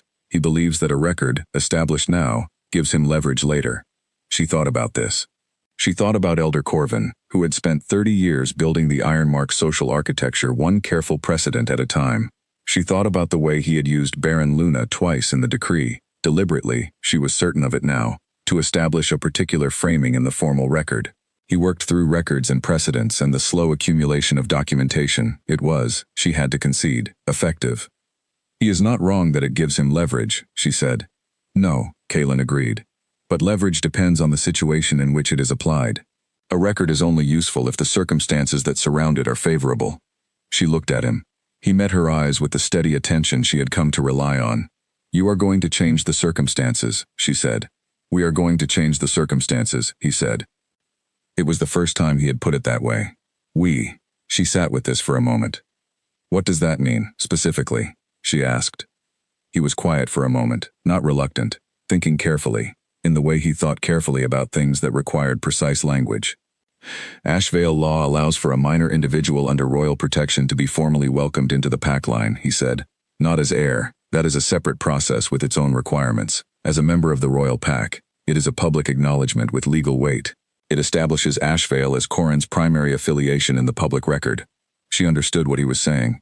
She also understood what he was not saying, which was that this action would require him to stand before his own court and formally acknowledge a child who was not biologically his as part of his pack line. It was not a small thing. It was the kind of thing that courts had opinions about, that political opponents used, that complicated succession questions that were already complicated. Your court will have thoughts about this, she said. They will, he agreed. And you are telling me this as a proposal, she said. Not a decision you have made. He looked at her. Yes, he said. This affects Corrin. It affects you. I will not make decisions about either of you without your agreement. She had known this about him. She had known it for months, had seen it in small things and large. But hearing it stated directly, in the context of something this significant, still produced a quality of feeling she did not entirely know what to do with. A warmth that was not comfortable exactly, because it was too large for comfort. But that was entirely right in the way that things which are true are right even when they are difficult. Tell me how the hearing works, she said. He told her. She listened. She asked questions. By the end of the evening she understood the legal process thoroughly enough to see both its possibilities and its risks, and she had begun, in the quiet operational part of her mind, to think about what she would need to be ready for. The hearing was held in the North Wing Neutral Chamber. She had expected this to feel different from the first meeting with the Ironmark delegation. It was a formal legal proceeding, not an interpack negotiation. But the room was the same, with its unmarked walls and its equal chairs and its 4 open doors, and she found that she was not nervous. She was, as she had been before, focused. Corvin's side of the chamber included Elder Corvin himself, a lawyer from the Interpack Council named Heir who had the manner of a man who prepared very carefully for every situation, and 2 Ironmark witnesses. Dorian was not there. She noted this, and thought she understood why. Her side included Kaelin, Ellis the healer, who had been asked to provide a formal assessment of Corrin's age and condition of health, and herself. The hearing was 3 hours long. Heir asked methodical, thorough questions. Kaelin answered them with the same precision, and when he did not answer them he indicated clearly why not, citing specific legal provisions in a way that Heir had clearly not fully anticipated. Seraphine answered her portion, the questions about Corrin's birth, his care, his condition, with the same directness she brought to everything, stating facts without decoration, correcting any implication she found inaccurate without raising her voice. At the end of the 3 hours, Heir asked the question that everything had been building toward. "What is the Alpha King's interest in the minor individual Corin?" he said. Kalen looked at the Interpack Council representative at the head of the table. "Corin is a child under Ashvale protection," he said. "My interest in him is the same interest I hold in every individual under Ashvale protection. Additionally," he continued, and his voice did not change in any way that an outside observer would have noticed, but she heard the slight deliberate quality of a man choosing to say the true thing when a smaller true thing would have satisfied the requirement. "I intend to formally welcome him into the Ashvale pack line as a member of this kingdom. The documentation for this has been prepared and will be submitted following this hearing." Hale looked at his papers. Corvin across the table went very still. "That is a significant undertaking," the council representative said carefully. "It is," Kalen agreed. "It is one I have considered fully and am committed to." Corvin gathered himself. He had not survived 30 years of pack politics by being unable to recover quickly from unexpected developments. "The Alpha King's attachment to the child's mother," Corvin said, with the careful neutral tone of a man opening a line of argument he had prepared in advance, "is not, in the view of Ironmark, a sufficient basis for the formal adoption of—" "No one has described it as adoption," Kalen said. "The process I have described is a formal welcome into the pack line. It does not require a familial relationship. It requires the Alpha King's decision, which has been made, and the minor individual's presence in Ashvale territory, which is established." Corvin looked at Seraphine. It was the first time he had looked at her directly since the meeting had begun. His expression was many things, none of which were what he allowed to appear on his face during formal proceedings. Underneath the professional neutrality, she could see the particular frustration of a man who had spent 30 years arranging outcomes and had encountered, for the first time in a long time, a situation that was not arrangeable. She looked back at him without expression. He looked away. The hearing concluded with the council representative noting that the record would be formally compiled and reviewed over the following weeks. Hale gathered his papers with the efficient movements of a man who was already recalculating his next approach. The Ironmark witnesses filed out. Corvin stood last. He was at the south door when she spoke. "Elder Corvin," she said. He stopped. He turned. She held his gaze. She thought about the decree and the twice-spoken phrase, and the moment she had walked out of the gate. She thought about what she wanted to say to him and whether she would be satisfied with saying it. "I hope Ironmark is well," she said. "Truly." He looked at her for a moment. His expression shifted by some very small amount. Then he walked out. She stood in the neutral chamber alone for a few minutes after everyone had gone. Kalen had stepped out to speak with the council representative, giving her the space he consistently gave her when things had weight. The 4 doors stood open. The light came through the north window in its long, even band. She stood in the middle of the room and thought about a gate closing behind her on a cold morning, and a mule with a patient face, and 3 days of provisions, and the mineral flat under a sky so large it reorganized everything you thought you understood about space. She thought about what it meant to have survived the crossing, what was on the other side of it, what you could build there. She walked out through the east door. Kalen was in the corridor. He fell into step beside her without comment. "How do you feel?" he asked. She thought about it honestly. "Good," she said. "Tired. Clear." He nodded. They walked. "The documentation will be filed tomorrow," he said. "The court convening to witness the formal welcome will be in 3 weeks. Owen is already organizing the logistics, despite not being formally asked to." "Of course he is," she said. "He has opinions about the arrangement of the courtyard for the ceremony," Kalen said. "He expressed these at some length this morning." "What were his opinions?" "That the mule should be present." She stopped walking. She looked at him. "He said Corin is most settled in its vicinity," Kalen said, with the expression of a man reporting information he finds privately amusing, "and that a settled Corin makes for a more dignified ceremony." She started walking again. She was smiling. "He is not wrong," she said. The mule was, in the end, present at the ceremony 3 weeks later. Owen had indeed organized the logistics and the courtyard was arranged correctly, and the morning was clear and warm and the spring light lay across the pale stone in the patient way of light that has decided to stay for a while. Corin wore a new shirt that Helen had made him, plain white, well-fitted, appropriate for someone who had recently discovered that shirt collars were interesting and attempted to eat them. He was held by Seraphine for most of the ceremony and looked at the assembled court with the assessing, methodical gaze he brought to all new situations. When Kalen spoke the formal words of welcome, brief, direct, in the old pack language that was still used for significant occasions, Corin looked at him. Kalen looked back. The look between them lasted perhaps 2 seconds, and to an outside observer it was simply an adult and a child making eye contact during a ceremony, but Seraphine, who was holding Corin and standing close enough to see both of their faces, saw something pass between them that she did not have a precise word for. Recognition, perhaps, the specific, wordless kind. Afterward, in the courtyard, Owen stood with the mule and looked satisfied in a way that Seraphine thought he probably did not know was visible on his face. Ellis was there, having come without being invited and without apologizing for it, which she found entirely correct.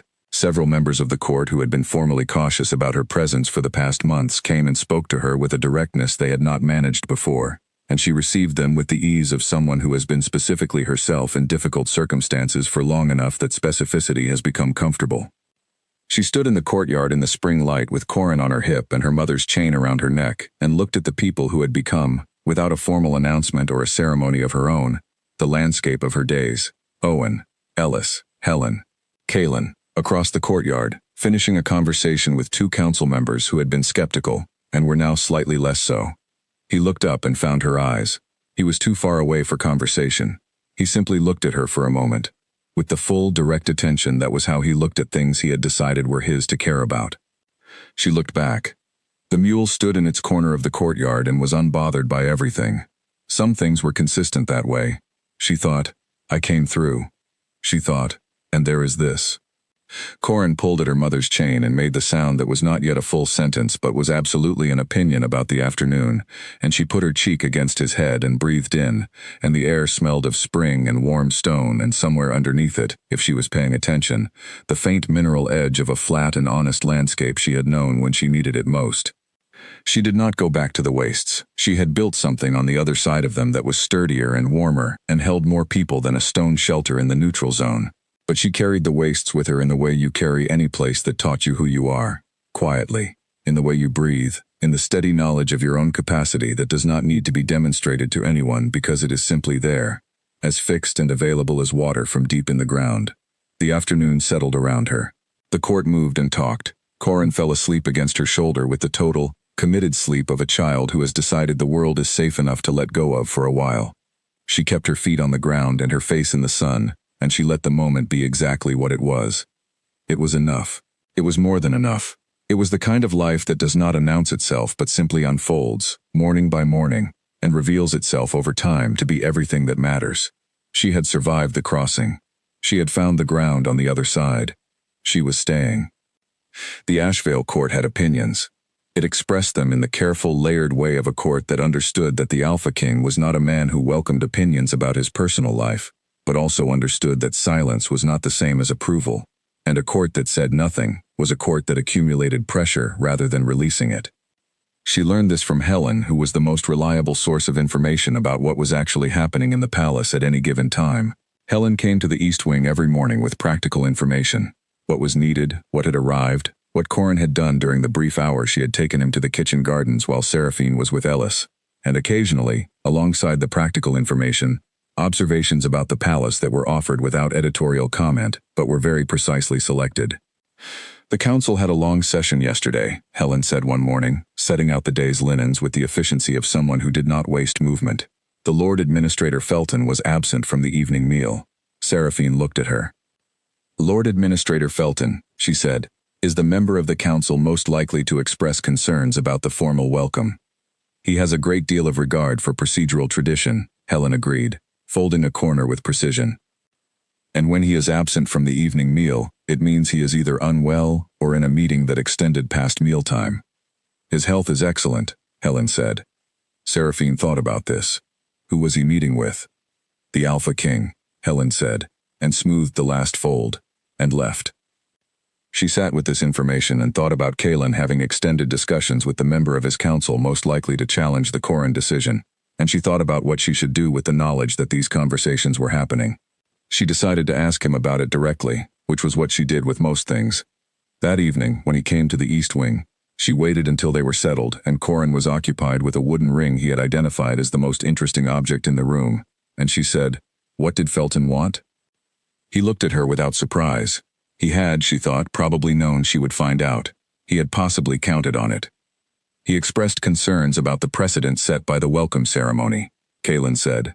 His position is that formally welcoming a child into the pack line without a corresponding formal relationship with the mother is unusual. He means he does not understand what you are doing, she said. He means he understands exactly what I am doing, and he does not approve of the timeline.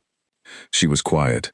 He was looking at Corin, who had achieved a new grip on the ring, and was studying the result with scientific focus. What is his concern about the timeline? She said, though she thought she knew.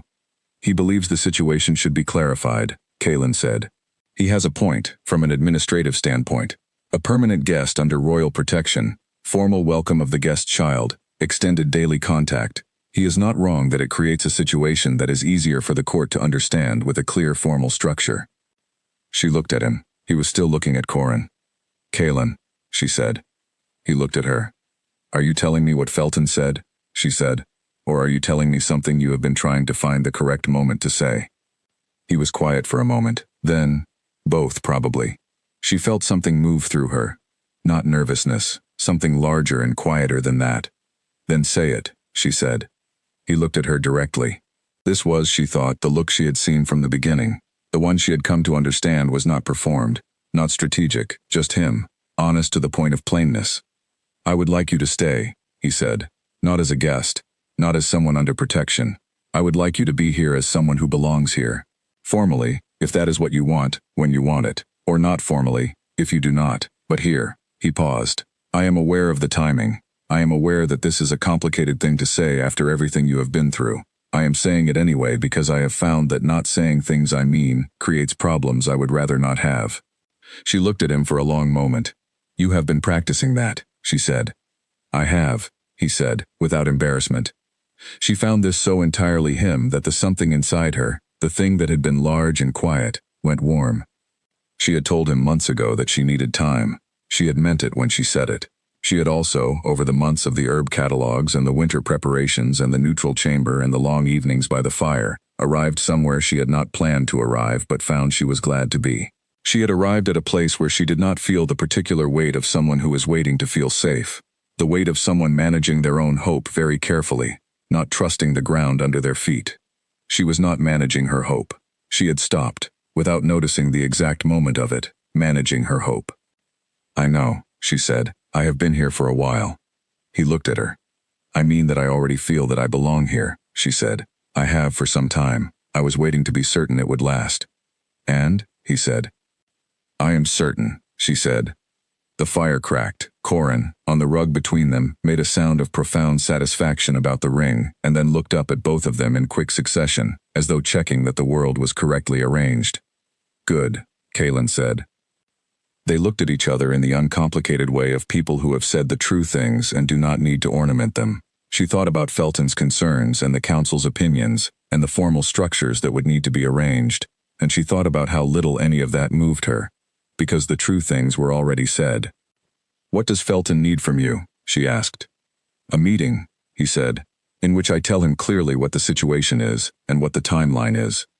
Can I come to that meeting? She said.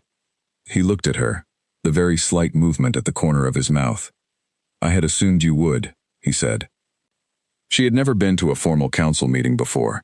The Ironmark Council had not included the Luna in its formal sessions. She had been included in informal consultations, the kind that happened in the Alpha's private office and were not on the record. But the formal chamber had been council members only. She had always understood this as a form of control. What you could not speak to on the record could not be attributed to you. It was a way of using your input while limiting your authority. The Ashvale Council chamber was different. She walked into it with Kalen on a clear morning in midsummer, and the first thing she noticed was that there were no ceremonial seats designed to indicate hierarchy. The table was round. There were nameplates, but they were placed alphabetically rather than by rank. Lord Administrator Felton was a thin, straight-backed man in his late 60s, with the look of someone who had been the most organized person in every room he had ever entered, and had strong feelings about being otherwise. He looked at her when she sat down. She looked back at him pleasantly. Kalen opened the meeting. He stated, clearly and without preamble, that Seraphine was present as a participant in the council session, not as a guest or an observer. He stated that from this point forward she would be included in formal sessions at her discretion. He said this in the tone he used for things that were decided rather than proposed, which was not a tone that left much room for the alternative framing. Felton looked at his papers. He looked at her. He looked at Kaelin. The formal designation, he said, should be established before the next council session. It will be, Kaelin said. Felton accepted this with the expression of a man who has concluded that the outcome he preferred was not going to arrive via the path he had planned, and who was now calculating the path it would arrive by instead, and whether that path was acceptable. The council would appreciate clarity about the timeline, he said, addressing Kaelin but looking at her. Spring, Kaelin said. She had not known this. She had not been told this was the timeline. She looked at him. He looked at her. The very slight lift of his brows, a question, not a statement. He had said spring, and was now checking whether spring was correct. She thought about spring. She thought about the light in the courtyard, and the new growth on the stone walls, and Corin learning to walk. She thought about what spring meant, as a time for a decision of this kind. Spring, she confirmed. Felton nodded once. He made a note. He moved to the next item on the agenda with the efficiency of a man who had been given what he needed and was moving on. The meeting lasted 2 hours. She spoke several times, on the matter of the herb stores, which were her domain, and which the council had not fully understood were her domain until she explained it in exact terms, and on a question about the neutral zone that she had information about from her months of residence there. She answered both sets of questions with the direct precision she had always used, and she watched the council recalibrate, in the small visual ways that people recalibrated when they encountered someone they had underestimated. After the meeting, walking back through the north wing, she said to Kaelin, "You told Felton spring before you told me spring." "I told him spring because I hoped you would agree," he said. "And if I had not agreed, then I would have apologized to him and revised the timeline," he said, "which would have been inconvenient." She looked at him. "So you were fairly confident." "I was confident in your clarity," he said, "and I was taking a small risk on the timeline." He paused. "I was ready to apologize." She thought about this. She thought about a man who was prepared to revise his statements to his own counsel in order to accommodate her position, and who had told her this plainly, rather than presenting the whole thing as a fait accompli, and hoping she would not notice. She thought about Dorian, who had made decisions about her life in a council chamber, and called it necessary. "I appreciate the small risk," she said. "It is the kind I find worthwhile," he said. They walked in the summer light through the north wing corridor, where the windows faced the garden and the climbing plants had reached the second level and were conducting their quiet campaign against the stonework. Outside, somewhere in the kitchen gardens, Owen was teaching Corin about the difference between edible and inedible plants, which was perhaps premature given Corin's current relationship with taxonomy, but Owen had a philosophy of early introduction that she had decided to respect. She thought about spring. She thought about what spring meant and what it would require. The formal ceremony, the council's satisfaction, the public declaration. She thought about what came after it, a life that was not managed, or performed, or carved out of necessity, but simply built, stone by stone, in a place that had already become hers by practice, if not yet by title. She thought, "I have been here before. I have built before." She thought, "But not like this, not with this." She was ready. Autumn arrived with the kind of honesty that Seraphine had always preferred in a season. It did not pretend to be anything it was not. The trees along the eastern wall of the palace grounds turned early and hard, the way trees did when the summer had been warm and they had accumulated enough light to spend dramatically. She walked through the fallen leaves every morning with Corin on her hip or on the ground beside her, depending on his mood, and she thought about spring, and about what needed to be done before it arrived. There was more to do than most people would have assumed, looking at her situation from the outside. From the outside, she had arrived in the Ashvale kingdom under royal protection, and things had arranged themselves in her favor. From the inside, she knew that very little had arranged itself. Most of it had been worked for, negotiated, established through months of daily presence and practical contribution, and the specific effort of being exactly who she was, rather than a version of herself calibrated to the court's expectations. She did not resent this work. She had never expected to arrive anywhere good without it. What she was doing now, in the autumn months, was a different kind of work, the work of understanding what she was walking into and what she was bringing with her. She spent 2 mornings a week with Ashvale's senior council member for pack law, a woman named Clara who had the cheerful, remorseless precision of someone who had spent 40 years enjoying her expertise. Clara walked her through the formal ceremonies, the legal structures, the rights and responsibilities that would attend her change in status. She answered every question Seraphine asked, and several she had not thought to ask, which she also appreciated. She spent time with Corin that she did not treat as distinct from any other work, because it was not. He was changing at a pace that required attention. He had developed strong opinions about which cup he drank from and which route through the palace was the correct route to the kitchen gardens, and which people in the Ashvale court were interesting and which ones were not. The interesting ones, she noted, had a common quality. They spoke to him directly rather than past him. He had no patience for being talked over, which she found entirely reasonable. He had also developed a strong opinion about Kaelin, which expressed itself in the form of a particular sound he made when Kaelin came to the East Wing in the evenings. A sound that was somewhere between recognition and satisfaction. The sound of someone encountering a thing they have decided is consistently good. She watched this without comment for several weeks and then mentioned it to Kaelin one evening, because she had made a practice of saying the things that were true and useful. "He makes that sound when you arrive," she said. Kaelin looked at the child, who was currently occupied with a wooden piece he had been carrying everywhere for 10 days and could not be separated from. "I know," he said. He said it with the quiet that he used when something mattered more than he was going to make visible. She looked at him. She thought about a man who could have had a biological child several times over by now, who was 34 years old and had run a kingdom for a decade, who came to the East Wing every evening and sat on the floor with a small person who was not his, and answered every sound and question and pull at his sleeve with the same unhurried attention. "You are good with him," she said. "He is easy to be good with," Kaelin said. And then, with the precision he used when he was saying something he wanted to say correctly, "He is also, increasingly, someone I am good with because I want to be, not only because he requires it." She understood the distinction. She had watched it happen, had seen it shift from a form of care that was about the situation to a form of care that was about Corin specifically, the particular child, the particular person, the one who made that specific sound, and had strong opinions about cups and carried a wooden piece everywhere. "I know," she said.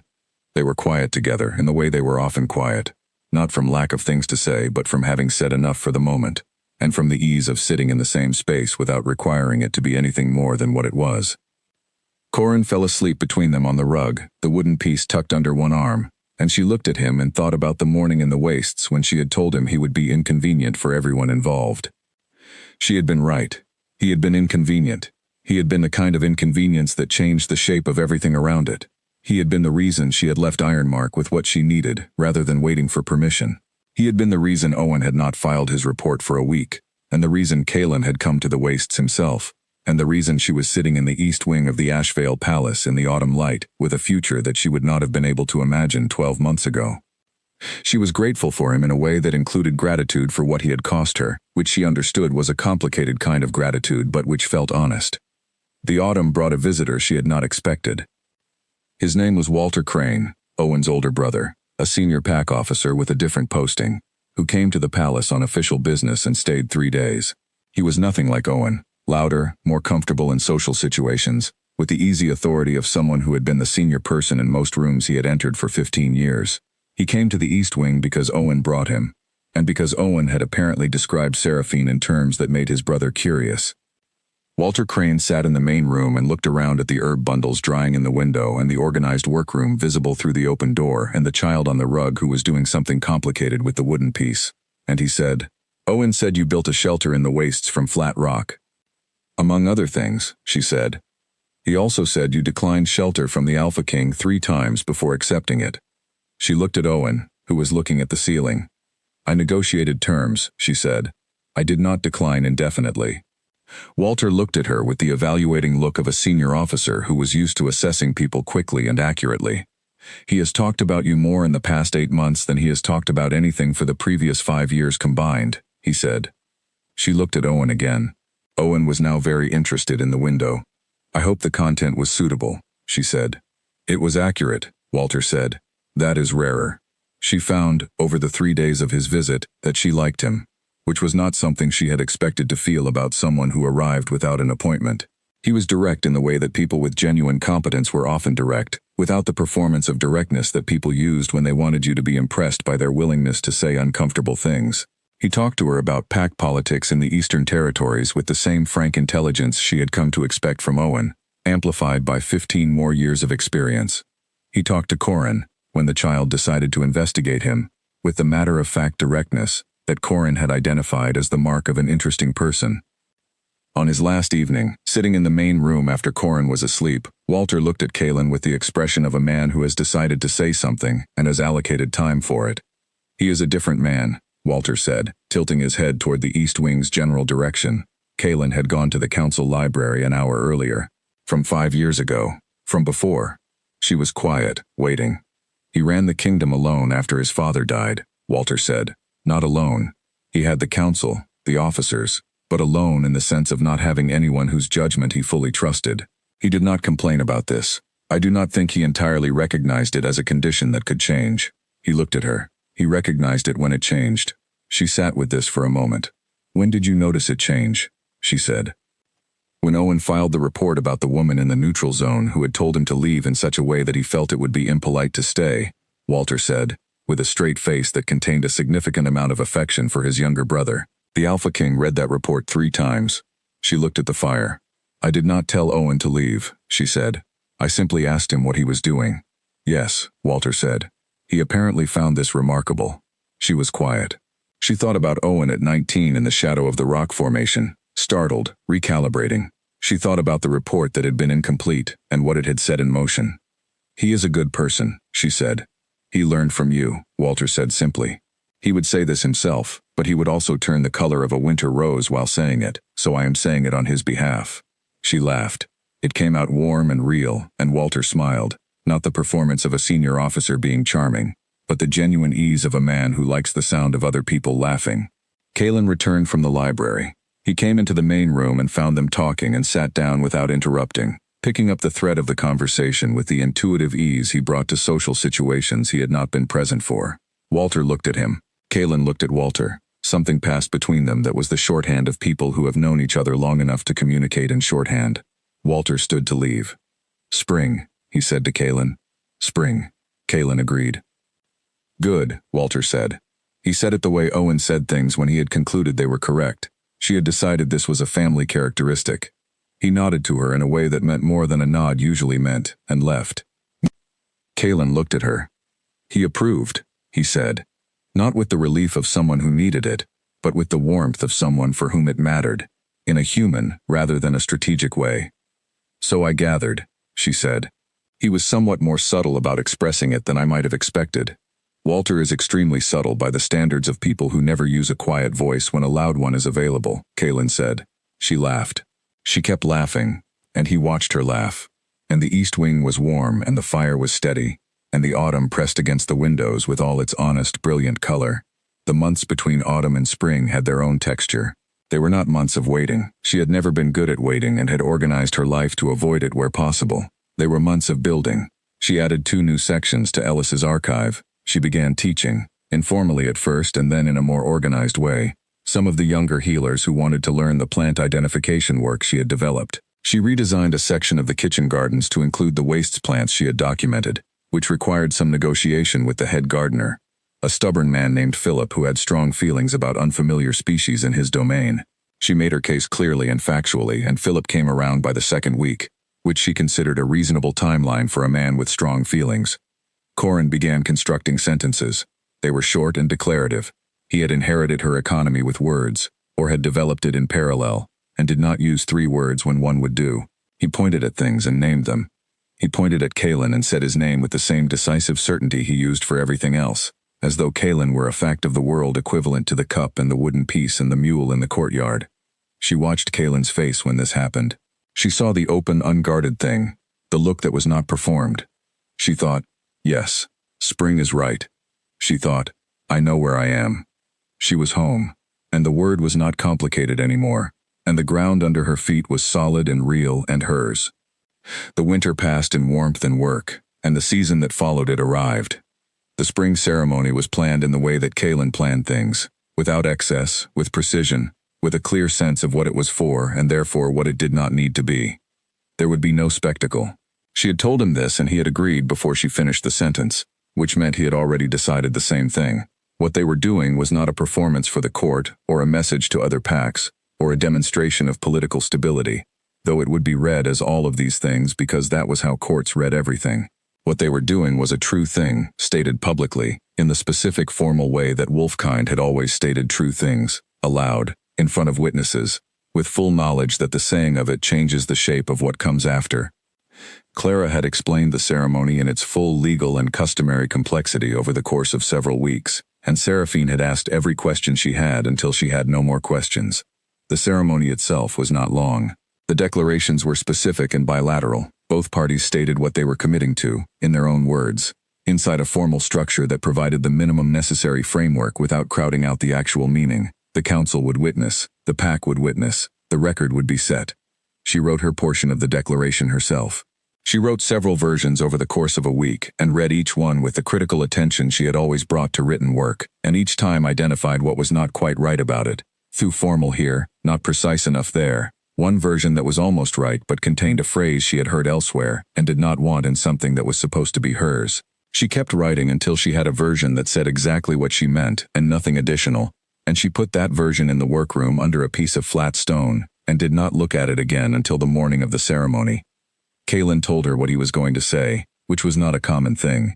The declarations were traditionally kept private until the ceremony. He told her because he was, as she had observed over the past year, a man who did not make a policy of transparency, but was constitutionally incapable of strategic secrecy with people he trusted. He could keep other people's information and pack secrets and diplomatic sensitivities without difficulty.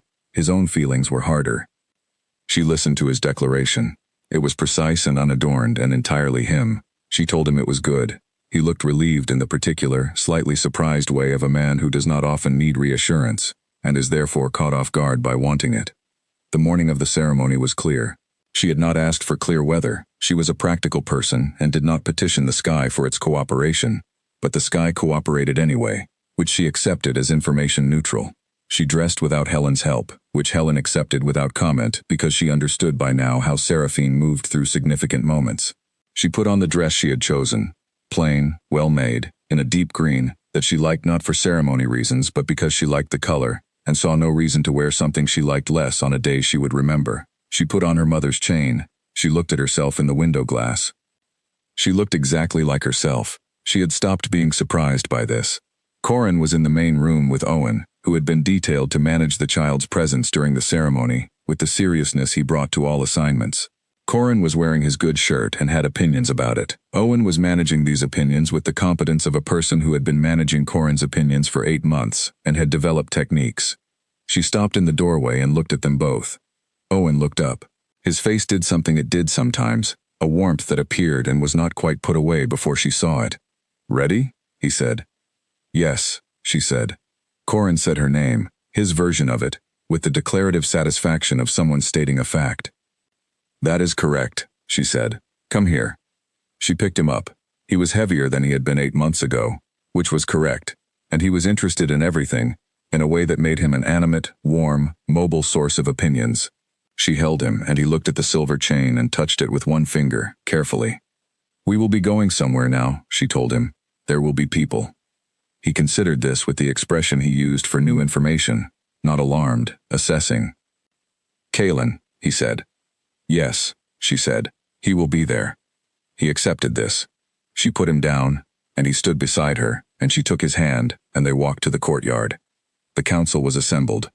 Clara had arranged the witnesses with her characteristic methodical efficiency, the right people, in the correct positions, without crowding or ceremony excess.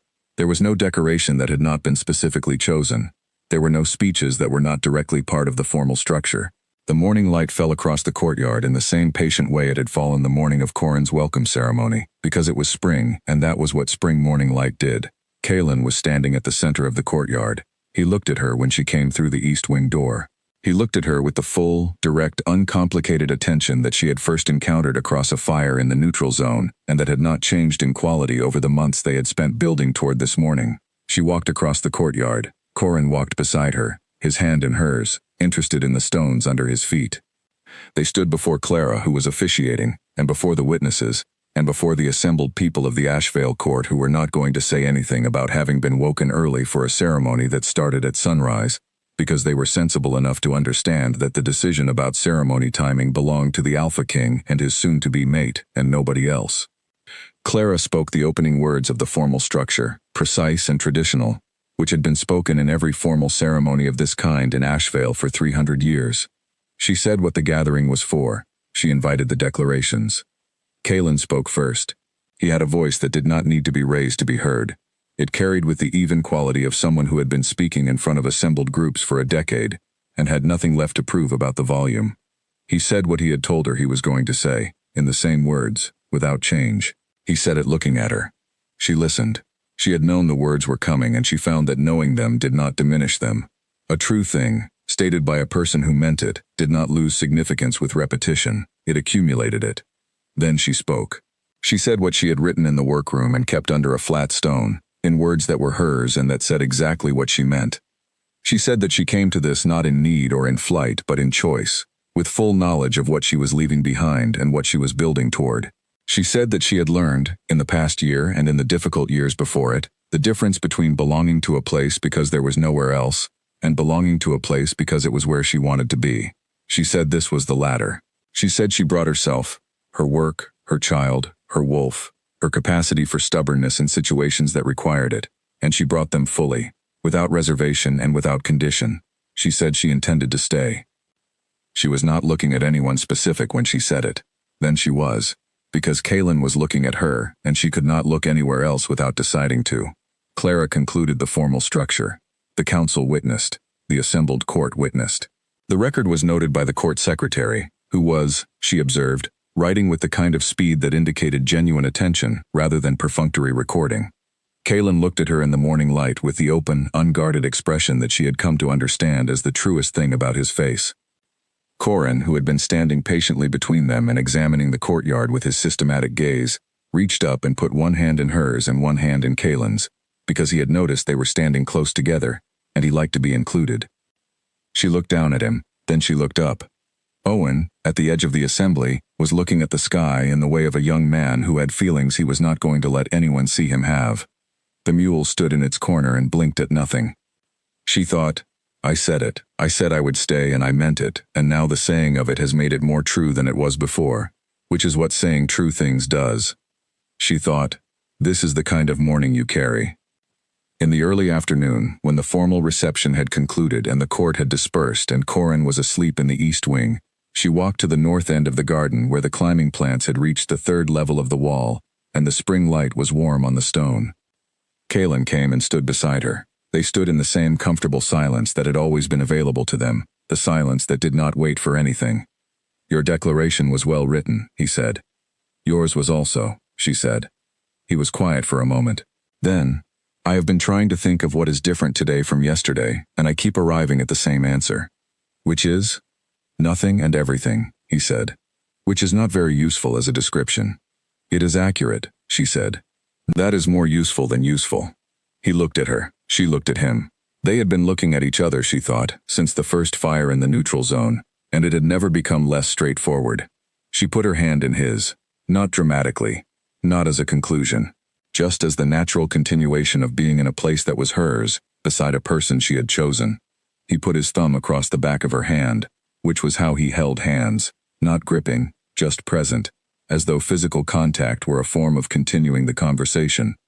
They stood in the spring garden for a long time. Above them the climbing plants moved in the light wind, and the wall they were climbing was solid and pale, and had no opinion about what it was asked to hold. She thought, I am here. She thought, I chose to be. She thought, there is nothing more difficult or more important than that, and I did it, and here is what is on the other side. The afternoon held them in its patient light. Behind them, in the east wing, Corin slept with the total commitment of a child who was safe and fed and had opinions he was saving for when he woke up. Somewhere in the palace, Owen was filing a report that was, for the first time in his memory, entirely complete. The spring held everything that had been built toward it, and did not make it smaller by holding it, and the world went on in the honest, ordinary, irreplaceable way it does when the difficult thing is over and the good thing has begun. The days after the ceremony had a quality that she had not anticipated. She had expected a settling, the particular quiet that follows significant events, the recalibration of ordinary life around something that has changed. What she had not expected was the way the ordinary life itself became different without any of its details changing. The herb store was the same herb store. The courtyard was the same courtyard. Ellis was still chronically overextended. Owen was still turning up without formal invitation. Corin was still conducting his systematic investigation of the world with the focused intensity of a very small scientist. And yet every ordinary thing had a different quality to it. Not elevated, not heightened in the dramatic sense, but simply more itself. More precisely what it was, as though the decision to stay, stated clearly and in front of witnesses, had clarified something in the way good light clarifies a landscape, not changing the features but making them more fully visible. She sat with this observation for a few days and then told Kalen about it, because he was the person she told things to. He was quiet for a moment, then he said, "The formal declaration changes the way you inhabit the space." "Explain," she said. "Before the ceremony, part of you was always holding the space at a slight remove," he said, "watching yourself in it, checking whether it still fit. The declaration closes that gap. You stop watching and start being." She thought about this. It was accurate. She recognized the thing he was describing, the slight, barely noticeable internal monitoring of a person who is not quite committed, who is still keeping one small part of themselves at a distance as insurance against the possibility that the thing they are building might not hold. She was not doing that anymore. She had not noticed when she stopped, but it was gone. "You are right," she said. He nodded, without any air of having been clever. He had simply observed something true and reported it, which was how he operated. The second thing she had not anticipated was the response from the outer territories. Messages arrived from 3 different packs within the first week. Not hostile messages, nothing so direct as that. Inquiries. Requests for information about the new Luna of Ashvale, framed as diplomatic courtesy but containing specific questions about her background, her history, her origin. She read them with Clara, who parsed the interpack diplomatic language with the fluency of long experience. "Ironmark sent one," Clara said, not looking up from the 3rd letter. "I assumed," Seraphine said. "What does it ask?" "Whether the new Luna of Ashvale intends to participate in Interpack Council proceedings," Clara said, "which is, in the diplomatic vocabulary, their way of asking whether you will be operating as a formal political actor, or whether the Alpha King's mate is expected to remain in a domestic capacity." She looked at Clara. Clara looked back at her with the expression of a person who already knows the answer and is interested in watching it be confirmed. "Draft a response," she said. "Confirm that the Luna of Ashvale will participate in Interpack proceedings in the same capacity as the Alpha King, as circumstances require." Clara made a note. "That is not the traditional role of a mate in Ashvale history," she observed. "No," Seraphine agreed. "Clara, who drafted the traditional role?" "Historically, it was established through precedent rather than formal policy," Clara said. "Then there is no formal policy to conflict with," Seraphine said. Clara wrote. She had the very slight expression of someone who has been waiting for this particular line of reasoning to appear, and is satisfied that it has. She took the drafted responses to Kalen that evening. He read them. He signed them. He did not change anything. "Felton is going to have opinions," he said. "Felton's opinions are on the record and have been addressed," she said. "He will adapt. He is more flexible than he appears." Kalen looked at her. "How do you know that?" "Because he reorganized his entire objection in the middle of the council meeting, when you established that the welcome ceremony was already arranged," she said. "A rigid person would have continued the line of argument he had prepared. He pivoted. That requires flexibility." Kalen was quiet for a moment. "I had not analyzed it that way." "You were watching his face too closely," she said. "Watch the argument structure. The face performs. The argument reveals." He looked at her with something that was not quite amusement and not quite something else but was somewhere in the territory between them. "You are going to reorganize how I conduct council sessions," he said. "Not how you conduct them," she said. "You are good at it. I may observe different things than you observe, from a different position." He looked at the responses she had drafted. He looked at her. "Yes," he said. "I think you will." Elder Corvin's response to the Ashvale communication arrived 10 days after the original letter was sent. It was short, formal, and carefully written, a masterpiece of diplomatic language that said very little, while managing to communicate a great deal between its lines. Clara translated it for her with the precision of a woman fluent in a language she found faintly distasteful. "He is accepting the situation," Clara said, "but he wants it noted in the Interpack record that Ironmark's position on the original circumstances of the exile. He wants it noted that they were right," Seraphine said. "He wants it noted," Clara said carefully, "that the council acted within its authority and according to pack law." She was quiet for a moment. She thought about Elder Corvin, who was now looking at the pack he had protected and managed for 30 years, and finding that the woman he had called a Barren Luna twice in a formal decree was now the Luna of the dominant Wolf Kingdom, and participating in Interpack Council proceedings. She thought about what that cost him, not in terms she was particularly concerned about, but in the practical sense of understanding her opponent. "Accept the notation," she said. "Add a notation of our own, that the current Luna of Ashvale participated in the Interpack hearing voluntarily, as a pack-neutral individual with full legal standing, and that the outcomes of said hearing are a matter of public record. Keep it neutral. Do not editorialize." Clara was already writing. "Understood," she said. "And Clara," she said, "send a separate private communication to Dorian Kale. Personal, not official. 2 lines." Clara looked up.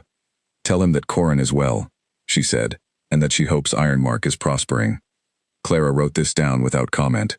She was a person who understood the difference between documents that were about power and documents that were about something else, and she handled both with the same professional care. The response from Dorian came 3 weeks later. It was also private, not official. It was also 2 lines. He said he was glad to hear it. He said he was glad about all of it, and she believed him, and she put the letter in the workroom where she kept things that were true and that she did not need to look at often, but did not want to lose. The first Interpack Council session she attended was in midsummer, 3 months after the ceremony. It was held in Ashvale. They rotated hosting duties, and it was Ashvale's year. She had prepared for it the way she prepared for everything, with specific research, with reading, with conversations with people who knew more than she did, and with the particular mental rehearsal of imagining the room and the people in it, and the questions that might be asked. She sat to Kaelin's left. The council representative from Ironmark looked at her once when she came in, then looked at his papers. She did not give him anything to work with. She looked at the agenda and made notes in the margin in her clear, precise hand, and when it was time to speak, she spoke, and when it was time to listen, she listened, and the session lasted 4 hours and concluded with 2 resolutions she had proposed, and 1 she had helped refine, and a 3rd that had been improved by the argument she had made against it. Owen was waiting outside the council chamber. He was holding Corin, who was pointing at a bird on the roof of the east wing, with the expression of a person who has identified a significant piece of information and wishes to share it. She came out of the chamber and Corin said her name with the declarative satisfaction of someone stating a fact. "Yes," she said, "I am here." He pointed at the bird. "I see it," she said. She took him from Owen, and he was warm and solid and had strong opinions about the bird, which he continued to share at some length. She walked through the summer afternoon with him on her hip and Owen beside her, asking about the council session with the intelligent, specific curiosity that made him the most useful junior officer in the Eastern Patrol Corps, and she answered his questions accurately and without simplifying them, because he was capable of the full version. Kaelin caught up with them at the garden entrance. He came alongside her without ceremony and matched her pace, and put his hand briefly at the small of her back in the way he did when they were moving from one place to another. Not direction, not possession, just a point of contact. Present. She leaned slightly into it and kept walking. They went into the garden where the summer roses were at their height, the kinds that grew against stone and had thorns that meant business, and blooms that were worth the thorns. And Corin looked at the flowers with his systematic gaze and then at the bird that had followed from the roof, because apparently the bird was also interested in the roses. And Seraphine thought, here is a Tuesday afternoon in summer, with a rose garden and a bird and a child pointing at both. And this is the whole thing. She thought about the morning the iron gates had closed. She thought about the mineral flat and the patient mule, and the first cold night in the wastes when she had made her promise. She thought about the north-northeast water source and the good knife, and Owen startled in the shadow of a rock formation. She thought about 4 hours of labor and a man who had known when not to speak. She thought about everything that had come from walking out of a gate and not looking back. The bird landed on the rose bush closest to Corin and regarded him with the bright, sidelong attention of small birds who have decided that humans are probably not going to do anything interesting but want to keep an eye on the situation just in case. Corin was very still. He had inherited this ability, the ability to hold himself motionless when something required it, to wait out the moment without startling it away.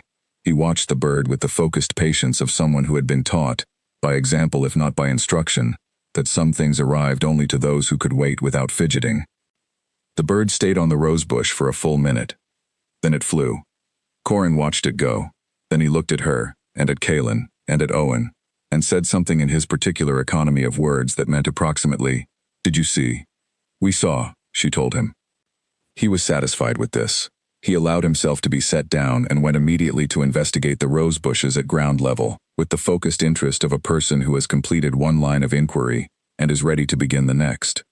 She watched him. She stood in the summer garden with the man she had chosen and the young officer who had decided this was his place too, and she watched her child investigate the world with the open, systematic, completely unfrightened attention of someone who had been born into circumstances that should have been difficult and had been given, through a series of choices made by his mother in some very flat and honest country, something else entirely. She had given him this. She had chosen it when she had nothing to choose with except the knowledge of what she would not accept. She had walked out of a gate with 3 days of provisions and a patient mule, and she had built, stone by stone, starting with a shelter in the neutral zone and ending here, in a rose garden on a summer afternoon, with everything she had told herself she would find if she kept going. The roses were very good, the day was warm, the bird was gone. She was exactly where she was supposed to be. The challenge came from the east, from a pack Seraphine had not heard of before she moved to Ashvale, and she suspected this was deliberate. The Crestwood pack was not large. It occupied a stretch of eastern forest that had been quietly expanding its boundaries for 3 years, through a series of agreements and arrangements that were, on close examination, less voluntary than they appeared. The alpha of Crestwood was a man named Leon Harrow, 40 years old, experienced in the specific way that men who had spent decades acquiring things without appearing to acquire them were experienced. He was, by the time Seraphine began reading the intelligence files that Kaylin shared with her as a matter of course, already a person she understood before she met him. The formal objection Harrow filed with the Interpack Council was not about territory. He was too intelligent for that. It was about lineage, a challenge to the legitimacy of a succession that had not yet been formally established, but which Harrow was very interested in muddying the waters around before it could be. His argument was technical, dense, and covered 17 pages in the Interpack legal format. She read it twice in one evening, with the methodical attention she gave to problems she intended to solve. She gave it back to Clara, who was also reading it. "He is not wrong about the procedural gap," Clara said. "No," Seraphine agreed. "He has found a real gap. The succession question was not addressed in the formal declarations. The tradition has always been that formal succession declarations follow the formal bonding ceremony by some years," Clara said, "when the succession is complex. He has 3 years to work with this argument," Seraphine said. "He will spend them establishing precedents and creating additional documents. In 3 years, this is much harder to address than it is now." Clara was quiet for a moment. "The immediate resolution is to establish the succession formally," she said, "which requires a formal submission to the Interpack Council establishing the line of succession for Ashvale." "Yes," Seraphine said. "What needs to be in that document?" Clara told her. She made notes. She went to the east wing and sat at the table in the workroom with Corin on the floor beside her, occupied with a set of wooden pieces he had organized according to a system that made complete sense to him, and that she had stopped trying to decode, and she wrote out what she thought the argument needed to contain. She brought it to Kaylin in the evening. He read it standing. He turned a page. He read to the end, and then went back to the second page. "You have established Corin in the secondary line," he said. "Yes," she said. "He is not the primary heir. There is no reason for him to be, and making him primary would invite exactly the challenge we are trying to avoid. But he should be formally in the line. A documented position prevents Harrow from arguing that Corin has no claim at all, which is the next move after the current one if we do not address it." Kaylin looked at the document. He was not surprised by her reasoning. She had been in enough council sessions now that he had a full and accurate picture of how she thought. But there was something else on his face, something quieter than assessment. "You are protecting him," he said. She looked at him. "Yes," she said simply. He looked at the document, and then at her. There it was again, the open, unguarded look. She had once thought this was something he did when he was not paying attention to his own face. She had come to understand that it was, in fact, the look he wore when he was paying the most attention, when he was most fully himself. "He is lucky in you," Kaylin said. "We are all lucky in each other," she said. "That is rather the point." He held out his hand for the document. She gave it to him. He sat down and began making notes in the margin, which was how they worked on documents together. She wrote, he annotated, she responded to the annotations. They argued about the ones they disagreed on, and reached agreement without either of them giving ground on anything they were certain about. The process was satisfying in the way that work was satisfying when done with someone who was genuinely capable. The formal succession document was submitted to the Interpack Council 4 days later. It was, Clara noted, the most complete and thoroughly evidenced succession document she had encountered in 30 years of pack law, which she said with the slightly arrested expression of someone who had not expected to encounter something excellent and was recalibrating. Harrow's response arrived within a week. He challenged 3 specific points. She read the challenges with Kaylin and Clara and Ellis, who had been included because the health records of all the named individuals in the document were referenced, and she thought about each challenge carefully before responding. The first challenge is valid, she said. We should address it by providing additional documentation. The second is a legal interpretation dispute. Clara, what is the precedent? Clara told her. We use the precedent. It is on our side. She paused at the third challenge. The third is not a legal argument. It is a reputational argument. He is suggesting that the primary designation of succession is questionable because the Luna's background includes a period of pack exile. The room was very quiet. He is using the banishment, Kaylin said. His voice was even. She had learned to read below the evenness. He is, she said. This is the argument he built toward. Everything else was to get here. She looked at the document in her hands. He wants to establish that a woman who was exiled from a pack cannot hold a legitimate formal position in another pack's succession structure. There is no legal basis for that argument, Clara said immediately. Pack-neutral status is not. There is no legal basis, she agreed. He is not making a legal argument. He is making a social one. He is asking the Interpack Council to consider whether they are comfortable with the precedent. He is betting that some members of the council will be uncomfortable enough to hesitate. She put the document down. We address this directly, she said. We do not argue around it. We state the history clearly, not defensively, not with apology, and we establish that pack-neutral status was correctly processed, that the Ashvale formal proceedings were conducted with full transparency, and that the council's own records reflect the legitimacy of every step. We give them nothing to hide from and therefore nothing to hesitate about. If we state the history clearly, Kaylin said, we are also stating it publicly. She looked at him. Yes. Is that what you want? She thought about this question. She thought about the iron gates and the council chamber, and the twice-spoken phrase. She thought about the wastes and the shelter she had built and the water source she had found herself. She thought about what it meant to be ashamed of having survived something. I am not going to be argued into hiding from a story that is not shameful, she said.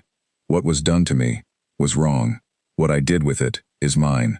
Those are not the same things, and I will not allow them to be collapsed into each other by a man who has never spent a night in the neutral zone.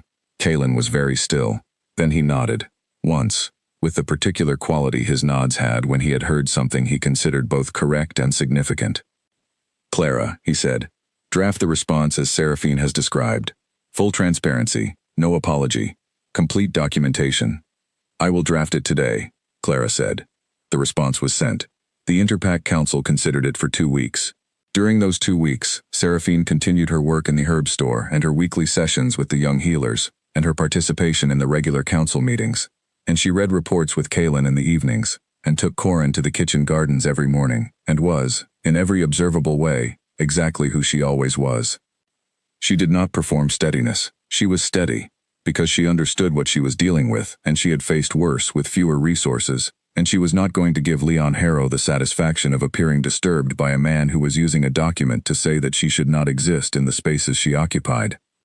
The council's decision came on a Tuesday, which was an ordinary day in every other respect. Clara brought the document to the East Wing before the morning session. She read it standing, the same way Kaylin read documents he was interested in. The council found in Ashvale's favor on all 3 points of challenge, the first and second on the direct legal merits. The third, the reputational challenge, was dismissed with language that she read twice, because it was precise in a way she had not expected from a body that tended toward diplomatic vagueness.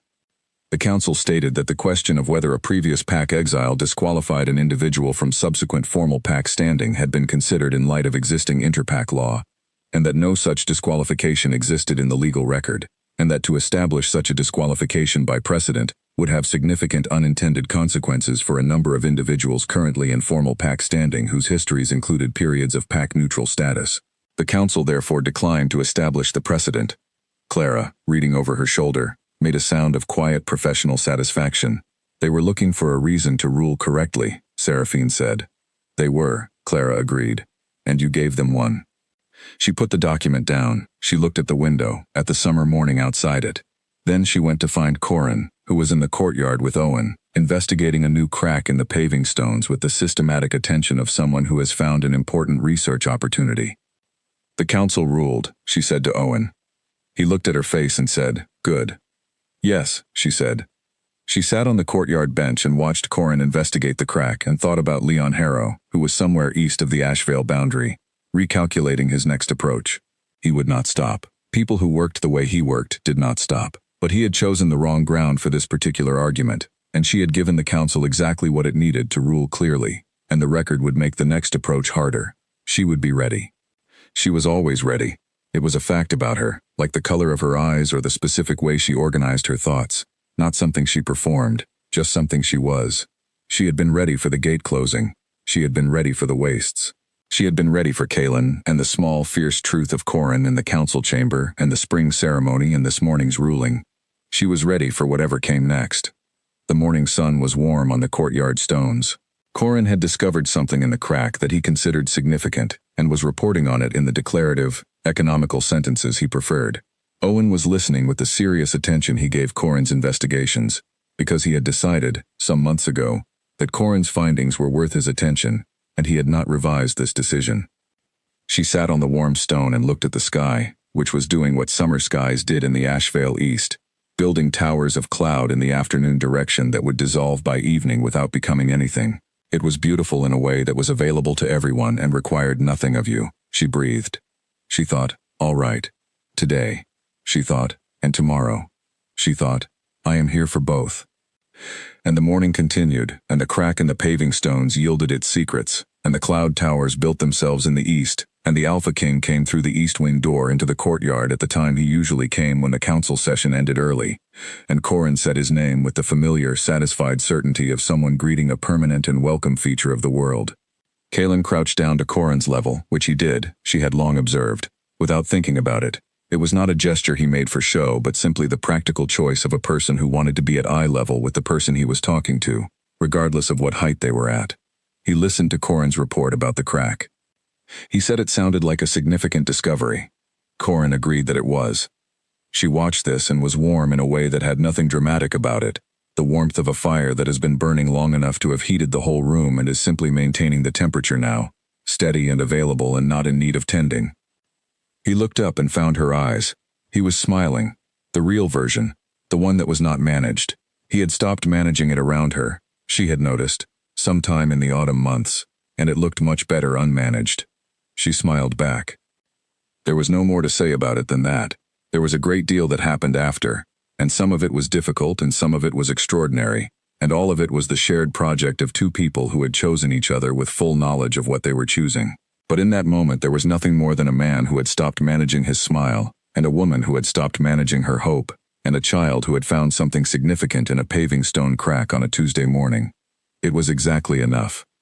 It was, she had decided, exactly what enough looked like when you had been willing to walk toward it without certainty, and without a guarantee, and with nothing but your own capacity, and your own judgment, and the knowledge that you were not going back. Leon Harrow did not stop. She had expected this. What she had not expected was the angle he chose next, which was not a council challenge or a legal filing but a social campaign, the kind that did not announce itself as one. It arrived in the form of questions from outer territory representatives at interpack gatherings, questions in the margins of diplomatic correspondence, questions that were framed as curiosity about Ashvale's new internal structure but that, examined precisely, were designed to create doubt. The questions were about her authority, not whether she was legitimate. That had been decided, but what specifically she was authorized to do, and in what circumstances, and whether the precedent being set by her participation was something the broader interpack community should have a position on. She understood this tactic. It was the long game, the kind that Corvin played in Ironmark, not a direct assault but a gradual wearing down of the question in everyone's minds, a slow accumulation of doubt that did not need to reach a conclusion to be effective. If enough people spent enough time wondering about her authority, the wondering itself became a form of undermining. She talked through the strategy with Clara, and with Kaelin, and with Owen, who had been promoted in the autumn to a senior patrol position, and was now regularly in the palace on official business, and therefore regularly available for the kind of precise, direct conversation she had come to rely on. He is patient, Owen said. He has to be, she said. He lost the direct challenge. The patient approach is what he has left. What is the counter? Owen said. He asked questions directly now, without the slight deference of a younger person asking an older one. She had stopped being someone he deferred to and become someone he thought with, which she considered the better arrangement. Visibility, she said. The answer to questions about what I am authorized to do is to do it, clearly and publicly, over a sustained period. He is trying to make my presence ambiguous. The response is to make it unambiguous. Kalen looked at her. That requires you to be in very public positions consistently, he said. Yes, she said. I am aware. He was quiet for a moment. He was not expressing doubt about her capacity. She had stopped thinking he ever doubted her capacity. Sometime around the autumn months, he was calculating something else. Heir will escalate if the visibility approach does not produce the uncertainty he is looking for, he said. I know, she said, but if we make the uncertainty approach unsuccessful, the escalation will come from a weaker position. He will have spent resources on the social campaign and gained nothing. That is the productive outcome. Owen said, You have already thought through what escalation looks like. 3 possibilities, she said. A formal challenge to a specific decision I have participated in, which requires a council hearing, and works in our favor because the record is clear. A territorial move designed to create a crisis that requires Kalen to respond in ways that exclude me, which we can address by establishing in advance that I participate in crisis response, or a personal attack, information about my history designed to be damaging rather than legally relevant. There is nothing about your history that is not already in the record, Clara said. He does not need new information, she said. He needs the existing information framed in a way that produces a reaction. The exile, the neutral zone, the circumstances of Corin's origin. She paused. He will frame each of these as evidence that the Luna of Ashvale is a disruption to traditional pack order, and that the Ashvale court should reconsider its internal arrangements. He will find fewer allies than he expects, Kalen said. The succession ruling gave the council a reason to put their position on the record. Most of them will not want to reverse that record without cause. Without sufficient cause, she corrected, which is why the framing matters. He will be trying to make the cause look sufficient. She thought about this for several days. She thought about it in the mornings while she walked with Corin in the kitchen gardens, and in the evenings while she worked on the archive editions with Ellis, and in the specific quiet of the early morning before Corin was awake when she sat in the workroom and thought without interruption. She had survived worse than a political campaign from a man in the eastern forest. She had survived the specific, intimate damage of being told by the people who were supposed to be her pack that she was not enough. She had survived the neutral zone in autumn approaching winter with a secret and a mule and 3 days of provisions. She had survived the formal hearing and the council chamber and Dorian's eyes finding the floor. She had survived all of it by being exactly herself, without apology, in the places that mattered. She was not going to stop now because a man she had never met wanted her to seem less certain than she was. The visibility campaign began in the following month. She attended every interpack meeting that occurred within Ashvale's diplomatic range. She presented at 2 of them, on the topic of pack neutral zone governance, which she knew as well as anyone in the room and better than most, and on the topic of succession law reform, which she and Clara had been developing a position paper on for several months. Both presentations were received with the particular attention that is given to someone who knows the material and does not pad the presentation with qualifications they do not mean. She brought Kalen's full backing to each meeting and did not use it as a shield. She presented as herself, not as the Luna of Ashvale, with the Alpha King's authority behind every word. The authority was there, available, but she did not lean on it. She had never needed to lean on someone else's authority, and she was not going to start because a political campaign from the East made it convenient. She was in the 3rd meeting of the series when she encountered Leon Harrow for the first time. He was not there officially. He was there as a guest of one of the participating packs, in a capacity that was technically observer rather than participant. She had been told he might be present, and she had prepared for the possibility, by deciding she would treat it exactly as she would treat the presence of any other observer, as information, nothing more. He was tall and built in the particular way of men who had been physically dominant for so long that their bodies had started to believe it was their personality. His face was composed in the manner of a man who practiced composure. She had met many composed faces over the past year and a half. She had become fairly good at reading what was underneath them. Underneath his was the very slight tension of a man who had built a picture of an adversary in his mind, and is encountering the actual person for the first time, and making rapid recalculations. She looked at him once, assessed, looked away. She did not grant him a second look throughout the session. He was an observer, she was participating. The asymmetry was already established, and she did not need to underline it.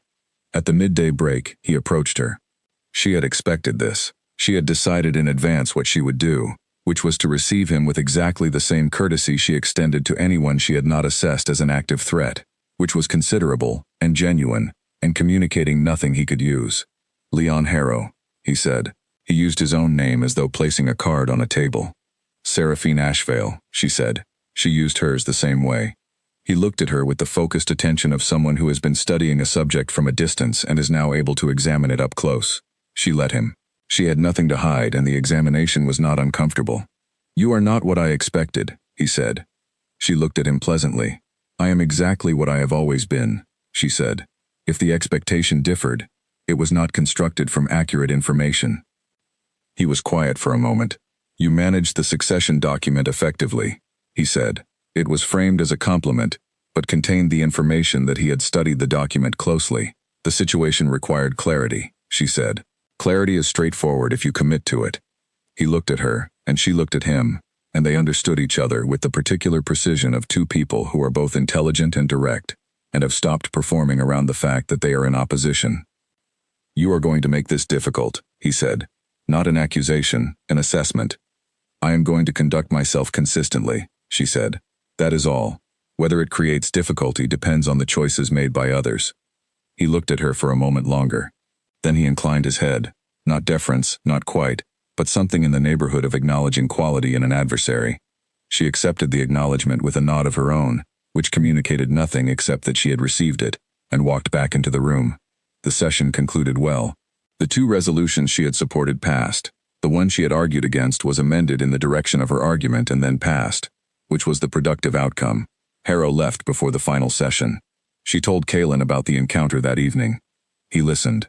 He said, And he is going to recalibrate his approach, she said. He came expecting something easier to work around. He will take 2 or 3 weeks and then we will see the next version. Kaelin nodded. What do you need? She thought about it. The next version will likely target Corin more specifically. I want to have the adoption documentation completed before it arrives. I know we discussed spring for the formal ceremony, but the legal documentation can be completed earlier. He was quiet. She had not used the word adoption before. She had used welcome, which was the Ashvale term, the softer and more traditional term. Adoption was the legal term, the one with the full formal weight of the succession document behind it. Yes, he said. The documentation can be completed this week if Clara is available. She is always available, Seraphine said. She would tell you this herself. He almost smiled. I will speak to her tomorrow. The documentation was completed in 3 days. It was signed and submitted to the Interpack Council's official register before the end of the month. It named Corin, by his full name and his date of birth in the neutral zone and his current residence in Ashvale, as the legally adopted son of Kaelin Ashvale, with all the rights and protections that the designation carried. She read the final document alone in the workroom. She read it twice, then she put it down and sat for a long moment. She thought about a small and furious boy arriving in a shelter on a gray afternoon, while a king held him before she did because he was the nearest available person and knew how to hold a newborn. She thought about the name she had chosen. She thought about the word she had always used and the word that was now in the formal record. She thought about all the distances between those two things and about who had traveled them. She picked up the document and went to find Kaelin. He was in the council library, which was where he was when he needed quiet and did not want to be found by anyone except the people who knew to look there. She set the document on the table in front of him. He looked at it, then he looked at her. Thank you, she said. He picked up the document and looked at it with the steady attention he gave things that mattered. Then he put it down and looked at her, with the full, direct, unguarded expression that was the truest thing about his face. He is mine, he said. Not a question, not a claim, a fact, stated by a man who had decided it was one. Yes, she said. Outside the library window, the summer afternoon was doing what summer afternoons did, unhurried and warm and available to anyone who stepped into it. She thought about stepping into it. She thought about Corin in the courtyard, and Owen's serious listening face, and the mule in its corner, and the climbing plants on the east wall. Come outside, she said. He stood and came. They walked out of the library into the long gold of the afternoon, and somewhere in the courtyard Corin was finding things out, and the day held them both without difficulty, and that was enough. And it continued to be enough, and that was the whole of it. The year that Corin turned 3 brought 3 separate political challenges. 1. Natural disaster in the Northern Territory, and the first time Seraphine was asked to mediate an interpack dispute without Kaelin present. The mediation request came from the Interpack Council, which was beginning to understand that her presence in formal proceedings was a resource rather than a complication. The dispute was between two mid-sized packs in the northeastern region whose territorial boundary had been producing friction for 2 years. Both packs had requested an external mediator. The council had, after a consultation process she was not part of, put her name forward as the first choice. She read the request twice. She brought it to Kaelin. He read it once. "They are right to ask you," he said. "You understand this means going to the Northeastern Territory without Ashvale's formal representation," she said. "You are Ashvale's formal representation," he said. "What it means is going without me." She looked at him. He was not performing equanimity. He had the very slight quality of a man who was working to maintain a position he had decided was correct, and finding it slightly more effortful than usual. "You would prefer I were not going alone," she said. "I would prefer many things," he said, with the evenness of a man being honest about something he is not going to act on. "I prefer that you have the opportunity to do the work you are good at. That preference is larger." She looked at him for a moment. She thought about what it took for a man with the instinct to protect to stand aside and let someone he cared about walk into a situation he could not control the variables of. "I will take Owen," she said. "Owen is already planning the route," Kaelin said. "He was told before I was, and he responded by immediately beginning logistics." She was not surprised by this. She was, in fact, grateful for it. She had never had to ask Owen for things he had already understood were needed, which made him the most efficiently useful person in the palace, and one of the few she was genuinely glad to have near her. They left on a Wednesday, 3 days after the request arrived. Owen had arranged the route, the schedule, and the composition of the small travel group. Herself, Owen, 2 senior pack officers she had worked with in the past year, and whose competence she trusted, and a young healer from Ellis's staff because the Northeastern Territory had a reported illness circulating, and she did not want to travel anywhere without that resource available. She told Corin she was going away for some days. He considered this seriously. "Kaelin," he said. "He will be here," she said. "I will be back." He looked at her with the assessing expression he used for new information. Then he appeared to arrive at a conclusion and said her name in the declarative, satisfied way he had, the way that meant the world was correctly ordered.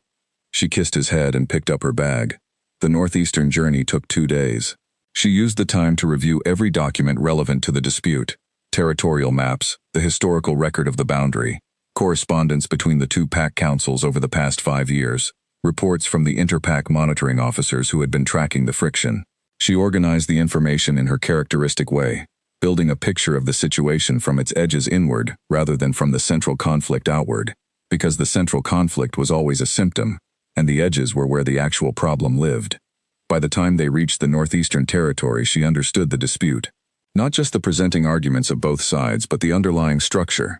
A water source that both packs used and that had, 3 years ago, shifted course slightly due to natural causes, creating an ambiguity in the original boundary description that neither pack's council had addressed directly, because addressing it directly required one of them to formally acknowledge a reduced claim, and neither of them was willing to do that in their current political climate. The answer was not to arbitrate the territorial claim. The answer was to create a framework for shared use of the water source that made the territorial question secondary rather than central, and then to address the territorial description in a way that saved both councils enough face that they could accept it without internal political damage. She arrived at the mediation site, a neutral building in a small settlement between the 2 territories, and met the representatives of both packs within the first hour. They were, as she had expected, men who had been arguing the same points for 2 years, and had become somewhat fixed in the grooves of those arguments. She listened to both sides present their positions with the patience of someone who already knows the solution and is waiting for the full picture before introducing it.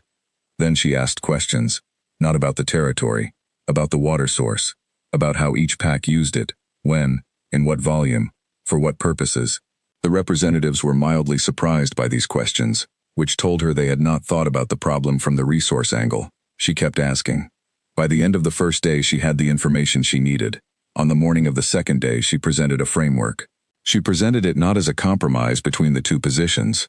Compromise implied that each side gave something up, but as an arrangement that was more efficient for both of them than the current situation, which was costing both packs significantly in legal resources and political energy they could use for other things.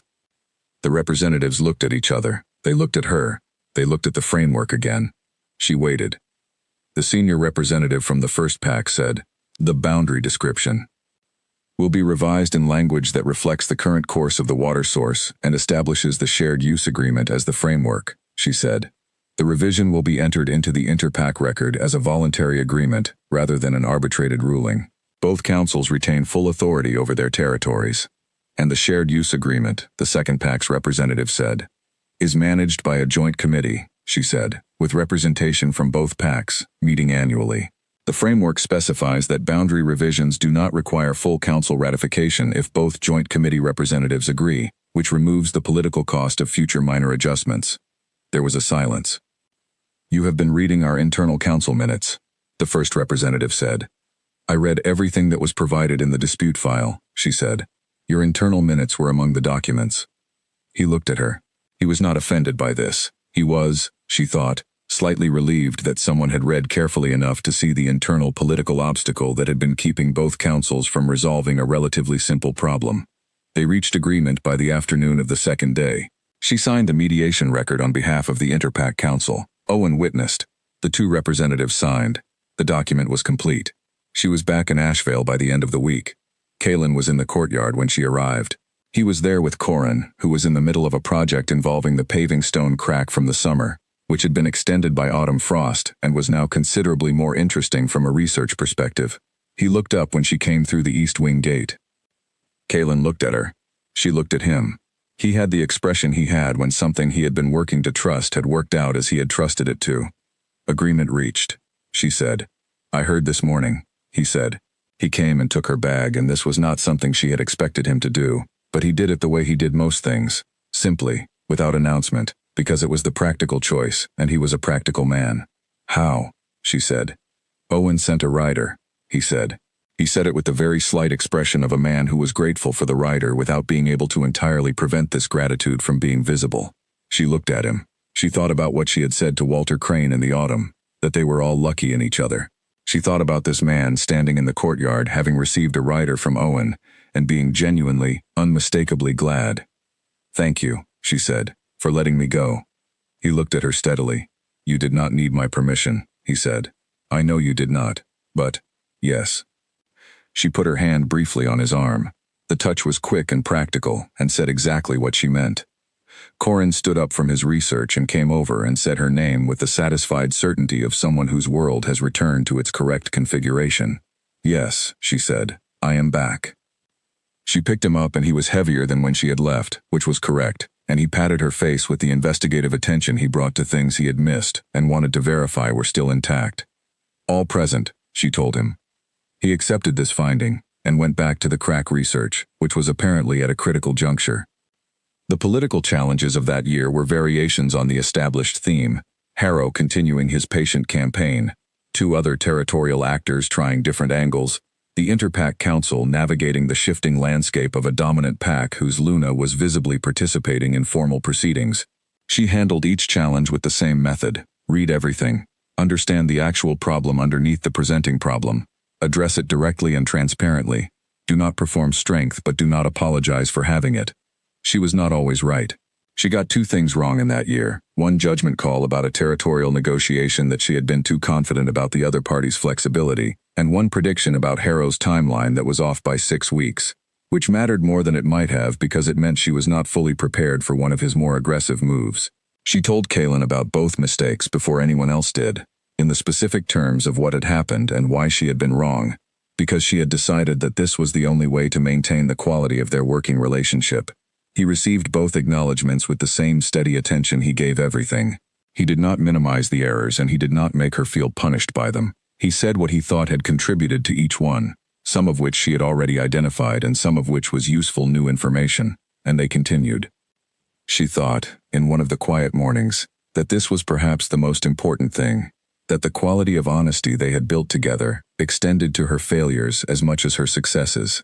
She had learned in the Ironmark years how quickly a relationship calcified when one person was required to be always right in order to maintain their position. She was not required to be always right. She was required to be honest, which was not the same thing, and which she had always been capable of regardless of whether she was required to be. Corin's 4th year brought him language in the full and daily sense. Not just the economy of essential words, but the beginning of sentences that went somewhere. Observations about the world. Questions she had been looking forward to and had not fully anticipated the pleasure of. He asked why the mule was gray. He asked why the climbing plants grew toward the window. He asked why Owen came so often, and Owen, who was present when the question was asked, gave a very careful and honest answer about liking the people who lived in the East Wing, which Corin accepted with the practical satisfaction of someone who has received complete information. He asked about the wastes one morning. He had heard the word in a conversation and latched onto it with the focused interest he had always brought to words he had not encountered before. She sat with him in the kitchen garden and told him, not everything. There was a 4-year-old amount of the story, and then there was the rest of the story, and she gave him the 4-year-old amount with the same honesty she gave everything, including the parts that were not easy. She told him that she had gone there because sometimes people make decisions that are wrong, and that when that happens, the best thing you can do is find ground that is yours and build on it. He listened with his whole face, the way he listened when something was important. You built the shelter, he said. He had heard the shelter mentioned. Yes, she said. By yourself, he said. Yes. He thought about this with the seriousness of a person encountering an idea that is too large to process immediately, but too interesting to table. Is the shelter still there? He said. She looked at the garden around them, the roses in their beds, the herbs in their rows, the climbing plants on the far wall. Yes, she said. I left it standing. He nodded. He appeared to arrive at a conclusion she could not see the interior of. Good, he said. She looked at him. She thought, yes, he has inherited that too. She had been right. In the wastes, when she had told him he would be inconvenient for everyone involved. He continued to be, in all the best ways, inconvenient for the people who needed the world to be smaller than it was. Inconvenient for expectations that were based on where he started rather than where he was going. Inconvenient for the story that Corvin had tried to write about her, and that had instead written itself quite differently. He was inconvenient for easy conclusions. He asked questions that required real answers. He was growing into a person who would continue to do both of these things, and she had given him a place where that was not a liability but a quality. She put her arm around him in the kitchen garden. He leaned against her with the comfortable weight of a child who has never had any reason to brace himself. I am glad you came with me, she said. He patted her hand. He said, I know. She laughed. She could not help it. She laughed in the kitchen garden with the roses around her, and the sun on the stone and her son leaning against her side, and she thought, here is the whole thing. Here is what the crossing was for. Leon Harrow's final challenge came in the autumn of that year, and it was not what she had predicted. This was his intention, she thought in retrospect. He had spent enough time observing her method to understand that prediction was her primary tool, and the one approach she could not fully predict was the one involving things she cared about that were not political. He went after Ellis. The attack was indirect, a formal complaint to the Interpack Healers Council, a body she had not thought to anticipate because it was so far from the usual channels of political dispute. The complaint alleged that the Ashvale Healing Archive had been improperly modified by a non-credentialed individual, that the modifications had introduced errors into the established medicinal record, and that the responsible party, named in the complaint as the Luna of Ashvale, had operated outside her area of competence. She read this complaint on a Thursday morning and felt something she did not try to suppress or manage, a clean, cold anger, the kind that was useful rather than destructive. She felt it, she acknowledged it, and she used it to think very precisely. He had gone after Ellis because Ellis was the person whose credibility was attached to the archive work. He had gone after the archive because it was the work she had done that was most visible and most documented and most able to be examined by outsiders. He was not trying to win a legal argument about the archive.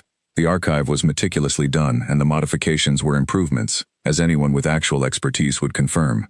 He was trying to create a situation in which she had to defend herself on someone else's ground, in front of a body that did not know her, about work she had done that she had every right to do. She went to Ellis first. He was in the herb stores when she found him. He was reading the complaint, which he had received simultaneously, and he had the expression of a man who has been professionally insulted and is currently calibrating his response to avoid being professionally devastating. He has no idea what he is looking at, Ellis said. The complaint cites 3 specific modifications as errors. 2 of them are improvements that I would stake my entire career on, and the third is a notation system he has misread, because it uses a border settlement format that is not common in the Eastern Territories. Can you demonstrate this to the Healers Council? She said. I can demonstrate it to a child, Ellis said, with the precise ferocity of a man whose area of expertise has been publicly questioned by someone who does not have it. She put her hand briefly on his arm. You are going to get to, she said. She went to Clara next. Clara was already drafting the formal response before Seraphine arrived, which was why Clara was indispensable. The Healers' Council hearing is in 3 weeks, Clara said. You will appear as a witness, not as the respondent. The complaint is against the archive, and the archive is Ellis's formal responsibility. He is the respondent. Ellis will perform excellently, she said. What do I need to prepare? Documentation of your background in plant medicine, Clara said. The work you did before Ashvale, the border settlement training, the wastes documentation. She paused. He is going to argue that you have no formal credentials. I do not have formal credentials, she said. I have knowledge that predates credentials. Clara looked at her. That is a harder argument to make than credentials. It is also a truer one, she said. Let us make it. The preparation for the Healers' Council was 3 weeks of careful, specific work. She documented everything, the border settlement training, the grandmother's teaching, the specific plants she had learned before she was 10 years old, the remedies she had been using since she was 12, the knowledge she had carried through the Ironmark years, and built on during the months in the wastes. She documented the wastes work specifically and exhaustively. Every plant she had identified, every use she had noted, every result she had observed. She found in this process that she was building something she had not planned to build, a full account of her own expertise, organized and referenced and demonstrably competent, that existed nowhere before this moment. She had never needed to justify her knowledge before. She had simply had it and used it. Documenting it was a different kind of work, the work of translation, of moving from practical knowledge into the language that formal systems recognized. She was good at this kind of translation. She had been doing it, in various forms, for the past 2 years. The Healers' Council was held in a building in the eastern capital that smelled of the particular dry mixture of old paper and dried plants that she associated with libraries that were also working spaces. She liked it immediately. She liked the members of the council, who were mostly older healers with the unsentimental competence of people who had spent their careers doing difficult work with limited resources, and had no patience for anything that wasted their time. She was called as a witness in the 3rd session. Ellis had already presented the technical arguments about the archive modifications and had been, as predicted, entirely devastatingly correct. The 2 members of the council who were technically qualified enough to follow his arguments in detail had asked him pointed follow-up questions, which he had answered, and their expressions by the end of his testimony had the particular quality of experts who have encountered someone else's expertise and been satisfied by it. She was called not to address the technical arguments which Ellis had handled, but to address the question of her qualifications. She sat before the council and stated her background clearly and in order. She did not apologize for the informality of her early training. She did not minimize it. She said what she had learned and who had taught her and how and when, and she said what she had done with the knowledge and what the results had been, and she referenced the documentation she had prepared, which was available to the council in full. The complaint representative, a lawyer from Harrow's network, not a healer, attempted to argue that informal training did not constitute expertise. She waited until he had finished. Training produces knowledge, she said. Knowledge is demonstrated through its application. I have provided extensive documentation of applied knowledge across 20 years of practice, including plant identifications that have been formally adopted into the Ashvale archive, remedies that Ellis has confirmed are medically sound, and documentation of plant uses in the neutral zone that has been classified as original research by the Ashvale Healing Archive. If the council wishes to establish a position that experience and results are insufficient evidence of competence without formal institutional credentials, that is a position they are entitled to take. I would note that it would have significant implications for a number of practitioners in territories where formal training institutions are not accessible. There was a silence. One of the technically qualified council members, a woman named Dr. Ida Marsh, who had been taking notes throughout the session, looked up from her paper. The border settlement plant documentation, she said. The 23 species you have documented, have any of them been independently verified? 3 have been verified by the University Healers Department in the Western Capital, she said. I can provide the verification records. Please do, Dr. Marsh said, and made a note. The council deliberated for 4 days. She returned to Ashvale and went back to her work and waited with the composure of a person who has prepared thoroughly and understands that outcomes are not improved by anxiety. The ruling was sent to Ashvale by formal rider. The complaint was dismissed. The archive modifications were upheld as improvements.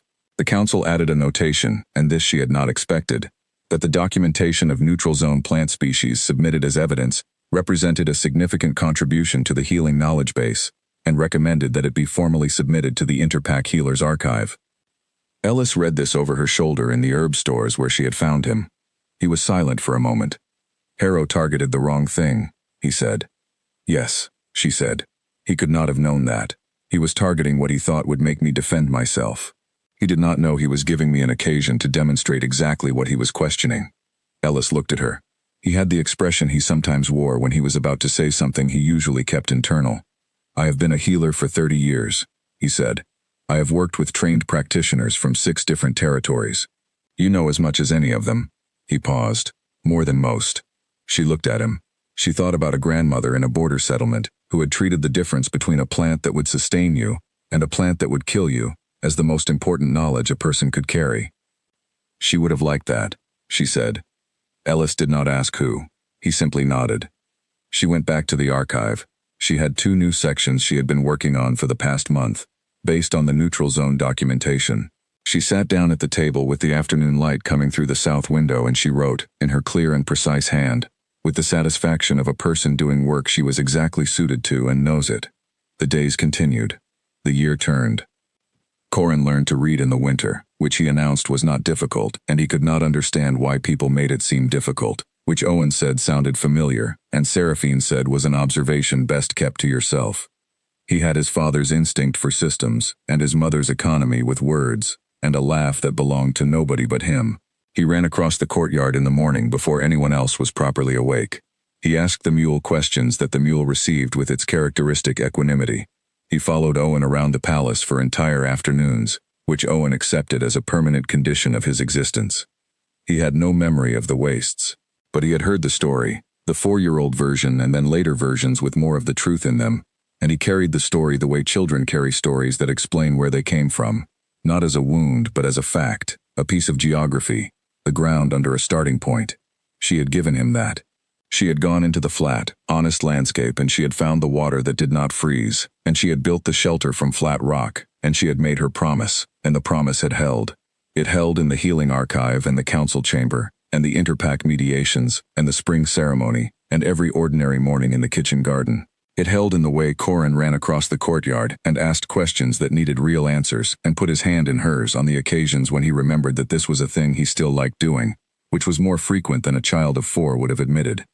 It held in the evenings by the fire in the east wing, which was still her room in the way that rooms become your room, by daily and specific presence, by the organization of things that are yours on the shelves, by the ease of sitting in it without performing ease. She had never moved to the Alpha's quarters, which were on the west side of the palace, and had a formal quality she did not want in a space she slept in. Caleb came to the east wing, as he had come to the flat rock by the campfire, because that was where she was. She had not asked him to rearrange the world around her presence. She had not needed to. He had done it because it was what made sense, and he was a man who did what made sense, and the sense of it was not something either of them needed to analyze. The evening arrived with its usual quiet. The fire in the main room had been lit by Helen before she left, and was at the stage that required no attention. Corin was asleep in the next room. Caleb was reading, as he did in the evenings, in the chair across from her. She looked up from her own work. I have been thinking about the Northeast again, she said. He looked up. The follow-up session? There is a secondary water issue, she said. The framework we established did not account for the dry season. I want to propose an amendment. The joint committee meeting is in spring, he said. I know. I want to prepare the amendment before then. He nodded. He went back to his reading. She went back to her work. The fire held its warmth steadily. The night outside was quiet in the way of autumn nights that have decided what they are going to be, and are committed to it. She thought about spring. She thought about the amendment. She thought about the next 3 things and the order they needed to be addressed in. She thought about the work she had done today and the work she would do tomorrow, and the work she was building toward over months and years, the way she had always built things, from the ground up, stone by stone, knowing what she was making as she made it. She thought about the neutral zone and the shelter she had left standing. She thought about Corin saying good about the shelter still being there. She thought, I know what that means. I know exactly what that means. She went back to her notes. The fire cracked once and settled. Across from her, Caleb turned a page. In the next room, Corin breathed steadily in the total, committed sleep of a child who is safe. The East Wing held all of them without effort, as it had held all of them for 2 years, as it would hold them for the years that followed, not passively, not accidentally, but because she had chosen it, and made it hers, and known what she was choosing. And the choosing had been real, and the thing she had chosen was real, and she was in it, with her whole self, every morning, continuing. That was the entirety of it. That was everything. 10 years after the Iron Gates closed, the Ironmark Pack Council sent a formal delegation to Ashvale. Not with a challenge, not with a complaint, not with the careful diplomatic language designed to do something other than what it said. They came with a request for guidance on pack succession law, specifically the framework that Ashvale had pioneered in recent years and that had been adopted, in modified forms, by 7 other packs across the territories. They wanted to know how it worked. They wanted to understand the principles behind it. Elder Corvin had died the previous winter, at a significant age, of natural causes. The new senior elder was a woman named Arden Cross, 45 years old, who had been a junior council member during the years of Seraphine's residence in Ironmark, and who had been, Seraphine recalled, the council member who had drawn a quick breath when the decree was read aloud, not in outrage, she had thought at the time, but in the particular discomfort of watching someone be treated like a fact rather than a person. She received the Ironmark delegation in the North Wing neutral chamber. She had asked for the neutral chamber deliberately, and she thought Arden Cross, who came in and looked at the unmarked walls and the equal chairs, understood why. Dorian was not in the delegation. She had not expected him to be. He had, in the 10 years since the meeting in this same chamber, been running his pack with the quiet competence of a man who had made a decision that had cost him significantly, and had been working, since, to be worth more than it. The reports she received through official channels described Ironmark as stable, well-governed, and in reasonable standing with its neighbors. His mate had produced 2 children. He was, by all accounts, a better alpha than he had been when the pressure of expectation and the counsel of men like Corvin had been shaping his decisions. She did not have strong feelings about this. She had feelings, a mild, distant warmth that she associated with wishing someone well, the kind of feeling that had no personal claim attached to it. She wished him well. She had told him so, 10 years ago, and she had meant it, and time had confirmed it. Arden Cross sat across the table and looked at her with the direct attention of a woman who had decided on honesty before she arrived. "We have read everything the Interpack Council has published about the Ashvale framework," she said. "We understand the technical structure. What I came to understand is what it took to build it." Seraphine looked at her. "That is an unusual question for a formal delegation." "It is," Arden Cross agreed. "I am asking it anyway. Elder Corvin prepared me well in many things. He did not prepare me for what it takes to change something that has been the same for 30 years. She paused. "You did that, in a pack that was not yours, starting from a position that most people would have described as the worst possible." Seraphine was quiet for a moment. "What do you want to know?" she said. "How you did not let it make you smaller," Arden Cross said. "That is the thing I cannot find in the formal documents." She looked at the new elder of Ironmark. She thought about what she could truthfully say about this, not the version that was tidy and simple, not the version that would be useful for a motivational address, but the true version. "I was angry for a long time," she said, "not visibly. I have always been better at not being visible about things than at not feeling them. But underneath the practical work there was a long and very quiet anger. I used it as a foundation, not as a fuel. Anger as a fuel burns out and then you have nothing. But as a foundation it is remarkably stable. It reminded me every morning that I had something to prove, not to anyone else but to myself. That I was the person who could do this. Every time I found evidence that I was right, I used it to go further." Arden Cross was very still. "And the rest of it," she said. "The grief, the things that were done. I processed them when I could afford to," Seraphine said. "Not all at once, not in the middle of things that required my functioning attention. I gave myself specific times and I went there and came back." She paused. "I also had people who were capable and honest, and let me be those things in return. That is not a secondary factor. It is perhaps the primary one." Arden Cross nodded slowly. "I want to be honest with you about something," she said. "The council was wrong, not only procedurally. We were wrong in the way that matters. We looked at you, and we saw a category rather than a person. Every decision we made after that was built on the wrong foundation." The room was very quiet. "I know," Seraphine said. "I am sorry," Arden Cross said, "on behalf of the council I served on and the pack I now lead." She received this. She sat with it for a moment. The way she sat with things that had weight. This was a different kind of apology than Dorian's. not personal, not about loss, but institutional, an acknowledgement that a system had operated wrongly, and that the people inside the system were willing to say so. "Thank you," she said. She meant it completely, as she had meant it 10 years ago, to a man who had also found the right words late. "What do you need from us?" she asked. It was the question that Dorian had asked her, once, in this same room. This time she had an answer. "The framework begins with 2 assumptions," she said. "The first is that the people who make decisions about other people's place in the pack must have a reason to understand that place fully before they make the decision. The second is that the people most affected by pack decisions have a right to participate in the councils that make them." She paused. "If Ironmark wants to build toward the first assumption, you begin with the composition of the council. If you want to build toward the second, you begin with the formal inclusion processes. Both take time. Neither takes as long as the alternative." Arden Cross was taking notes. She had the thoroughness of someone who had learned, over a long career, the difference between appearing to listen and actually listening. They talked for 4 hours. By the end of the session, Seraphine had outlined a workable starting framework for Ironmark, specific to their current situation, that Clara would formalize into documentation and provide to the delegation before they left. She walked out of the neutral chamber into the corridor and found Owen waiting, because he always knew where she was going to end up. "Well?" he said. "They are ready to begin," she said. He nodded. He had the expression he used when he had heard the right answer. He was 29 years old and a senior patrol commander, and still incapable of hiding his feelings about things that mattered to him, which she considered a personal quality worth protecting. "How do you feel?" he said. She thought about this honestly, the way she thought about all things honestly. "Like something finished," she said, "and like something else started." He nodded again. He understood this. He always had. They walked back through the palace together, past the council library and the north garden and the corridor that smelled in the autumn of leaves and stone, and she thought about 10 years and what they contained, and what they had built.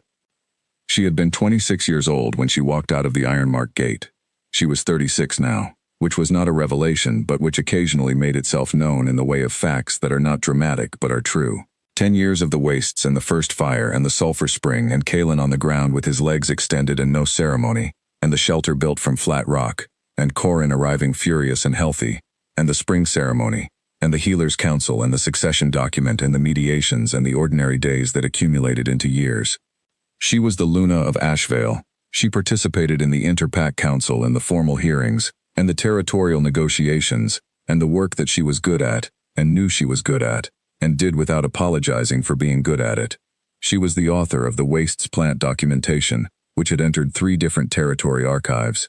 She was the person who had built the herb stores into something Ellis described as one of the finest in the territories, which he said every time a visiting healer came and was always right. She was the woman who had walked out of a gate without looking back, and had kept walking until she arrived somewhere she could be fully herself.